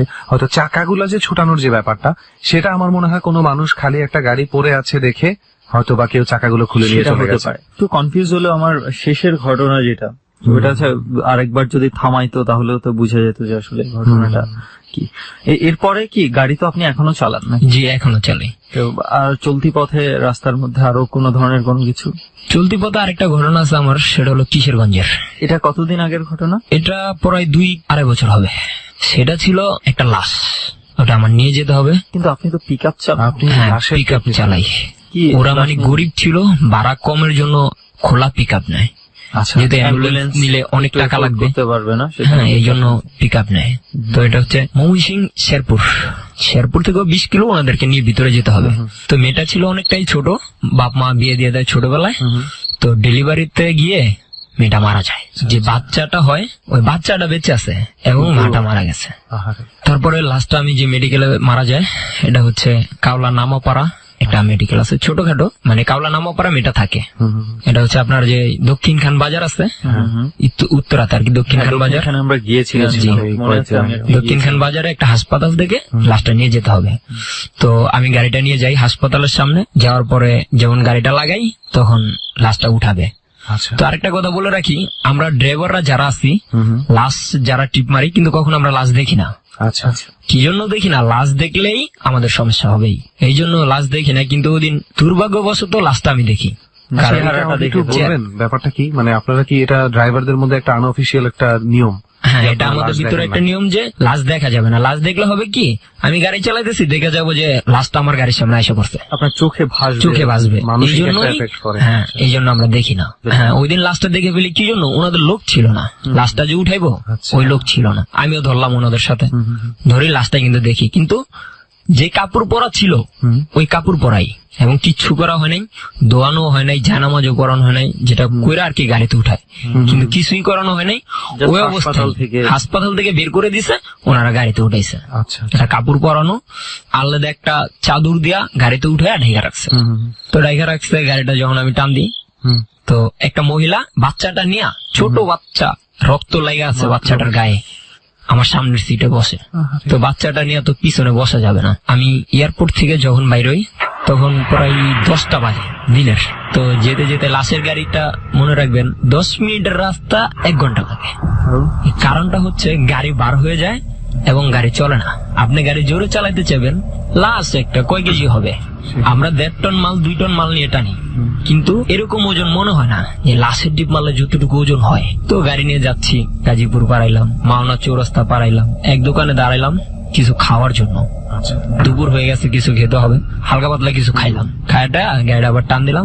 যেটা তখন থেকে ফিল করতেছি যে কিছুক্ষণ পরে দেখা যাচ্ছে রাস্তা ফাঁকা, কিন্তু আমার মনে হলো যে সামনে একটা বাচ্চা। তা আমি গাড়িটা দাম করে ব্রেক করে ফেলাই, ব্রেক করে ফেলালে লাশটা এসে গাড়ির সাথে বাড়ি খায়। এরকম একটা পরিস্থিতি দেখতেছি। কিছু না, লাশটাকে গাড়ির সাথে বেঁধে নেন নাই? না, লাশটা তো বেঁধে নিনি, লাশ তো বাঁধা যায় না, রশিদা লাশ কিভাবে বাঁধবো? জাস্ট শোয়া নিছি, 2 জন লোক, ওনার স্বামী আর ওনার শাশুড়ি সামনে, স্বামীটা পিছে, স্বামীটা পিছনে লাশের সাথে বসা। হঠাৎ আপনি দেখতে পাচ্ছেন যে গাড়ির সামনে একটা বাচ্চা। হ্যাঁ, হঠাৎ দেখতে পাচ্ছি, রাস্তা ক্লিয়ার, কিন্তু আমি দেখতেছি গাড়ির সামনে একটা বাচ্চা করছে। তা আমি তো আর বাচ্চাটা ইচ্ছা করে মারবো না, আমি গাড়ি ব্রেক করি। ব্রেক করলে কি দেখা যাচ্ছে যে পিছের থেকে ডাক দিতেছে, ভাই কি করেন ভাই, আস্তে চালান ভাই, লাশটা তো ব্যথা পাইতেছে, এরকম স্বামীটা আমাকে বলতেছে। তো কিছু দূর যাওয়ার পরে দেখতেছি যে একটা বিলাই, যেটা আসলে সাধারণত বিলের মতো না। কিরকম? একটা বিলাই যেটুকু হয় ওটা হচ্ছে 3 ডাবল আমার সামনে, গাড়ির সামনে দিয়ে দৌড় দিচ্ছে, এই মুড়া থেকে মুড়ে যাচ্ছে, এরকম হচ্ছে। তো এরকম হতে হতে আমি শেরপুরে চলে যাই। শেরপুরে তখন কয়টা বাজে? শেরপুর যেতে যেতে আপনার সন্ধ্যা হয়ে যায়। তো সন্ধ্যার পরেই আমি ওই রাস্তায় ঢুকি, ওনাদের যে জায়গাটা, ওখান থেকে আরো 20 কিলো যেতে হবে। তো ওই 20 কিলোতে আমার দেরি করে ফেলায়। রাস্তাটা ছিল ভাঙ্গা, আর লাশ নিয়ে যাচ্ছি ভাঙ্গা রাস্তা, তো চাক্কি খাইলে। তো লাশটা নিয়ে যখন ওনাদের বাড়ির সামনে যাই, চাচারা ছিল ওনার, কান্দাকাটি করে যখন লাশটা নামায় তখন 10টা বাজে, রাত 10টা বাজে। জি। তো ওনাদের এখানে এরকম পরিস্থিতি, আমরা লাশ নিয়ে গেলে কি করি, গাড়িটা ধুয়ে আনি, কিন্তু ওনাদের ওখানে পানির কোনো ব্যবস্থাই নেই। গাড়ি ধুতে অনেক কষ্ট, ভাবলাম যে ধোয়া লাগবো না, একবার ঢাকা যাই দুমুনি, গাড়িটা টান দিই। তো যখন চলে আসি ফুলপুর, এই শেরপুর স্টানে আসার পরে ভাবলাম যে একটা টিপ নিয়ে যাই, খাইলা গেলে তো হইব না, একটা টিপ নিয়ে যাই, কিছু টাকা পাবো। একটা লোক আসলো, মুরব্বী, অনেক দাড়িওয়ালা, আইসা বলতেছে, বাবা যাবা? আমি কোথায়? বললো যে আমি ছাগল নিয়ে ঢাকা যাবো। কয়টা খাসি? বললো যে 25টা খাসি আছে, কত টাকা ভাড়া লাগবে? তো আমি ভাড়ার ব্যাপারে কথা বললাম, বলার পরে বললো যে আচ্ছা ঠিক আছে আসো।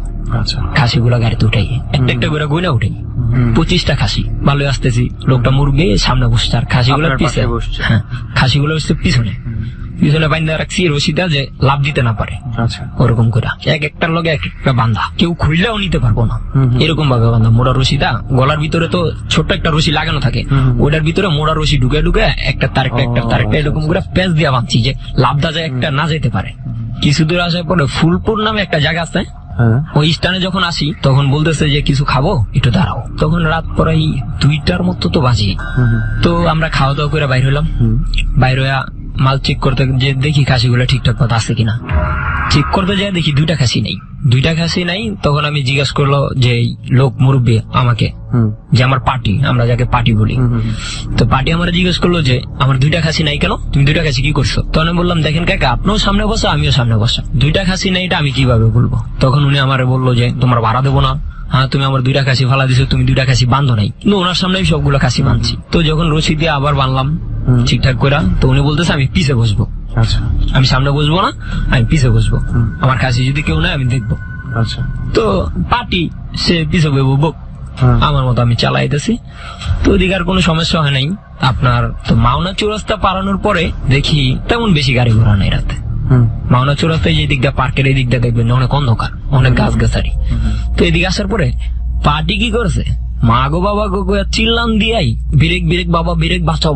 তখন আমি গাড়ি ব্রেক করছি, শব্দ হই না, ব্রেক করছি, আর পার্টি আমার হালাই থুয়া, তার খাসি মাসি হালাই থুয়ে দৌড় কি হ্যার কি আর ধরন যায়, হ্যার দৌড় দেখা আমিও হ্যার লগে লগে দৌড়াইতেছি। কি হয়েছে? ওরা কইতেছে যে আমার খাসি খেলায়। মানে খাসি খায়ালায় আইলাম হেরলে কে খাসি খায়ালায় আইসা হ্যাঁ কইতাছে যে এনে তো আসছিল আমার খাসি খায়ালায়। তো ওখানে আর কিছু হয় না, ওখান থেকে আবার টান দিই। মানে এক্সাক্ট কি দেখেছে সে দেখেছে নাকি দুইজন লোক, একটা ছোট একজন লোক বড়, তার খাসি টান দিতেছে। এটা দেখে উনি দৌড় দেয়, হয়তো ওই ভয়ের কারণে তখন কিছু করে নাই, তো তখন পিছে বসে। তো ওই মানে তারা কি ট্রাকের ভিতরেই আপনার পিক আপের উপরেই ছিল? পিক আপ তো খোলা, পিছনে বসা ছিল, পিছনে এরকম ধইরা বসে আছে। আচ্ছা, যে পিক আপের সাইডে যে ইয়াগুলা থাকে, চলন্ত পিক আপের ভিতরে দেখতে পাচ্ছে যে ছাগল টান দিতেছে। তখনই সে চিল্লাফাল্লা করে উঠছে। তো সেখান থেকে কিছু দূর যাওয়ার পরে আবার উনি চিল্লায় উঠে এবার আর কোনো দাঁড়া দেয় না। আমি তো ব্রেক কইরাই দেখি যে দুইজন লোক অনেকটাই লম্বা, দুইটা খাসি দুই হাতে নিল আর কি, দুইজনেই দুই হাতে নিয়ে আনাম খাসি মুখের ভিতরে ঢুকাই দিছে। ঢুকায় দেওয়ানোর লগে খাসির যে মাথাটা থাকে, ওই মাথাটাকে আমরা পরে দেখতে পাই। এই ঢুকায় দেখুন দেখা ওই দুইজন লোক দেখা ওই বুড়া আঙ্কেলও দৌড়, হ্যার পিছে পিছে আমিও দৌড়, গাড়ি হালাচ্ছি। গাড়ি আর ছাগল মাগল থাক, আমরা আগে বাসি দিলাম দৌড়। রাস্তায় কেউ পাই না। অনেক দূর যাওয়ার পরে দেই রাস্তায় টহল পুলিশ। ওনারা আমাদের দৌড় দেখা এই খারাপ করতে আইসো কি হয়েছে, আর স্যার এই সমস্যা এই হয়েছে, আমাকে খাসি খাওয়া লাইতেছে। তো ওনাদের গাড়ি নিয়ে টহল পুলিশ নিয়ে আসলো। আইসা দেখে যে আমাদের আরো দুইটা খাসি নাই।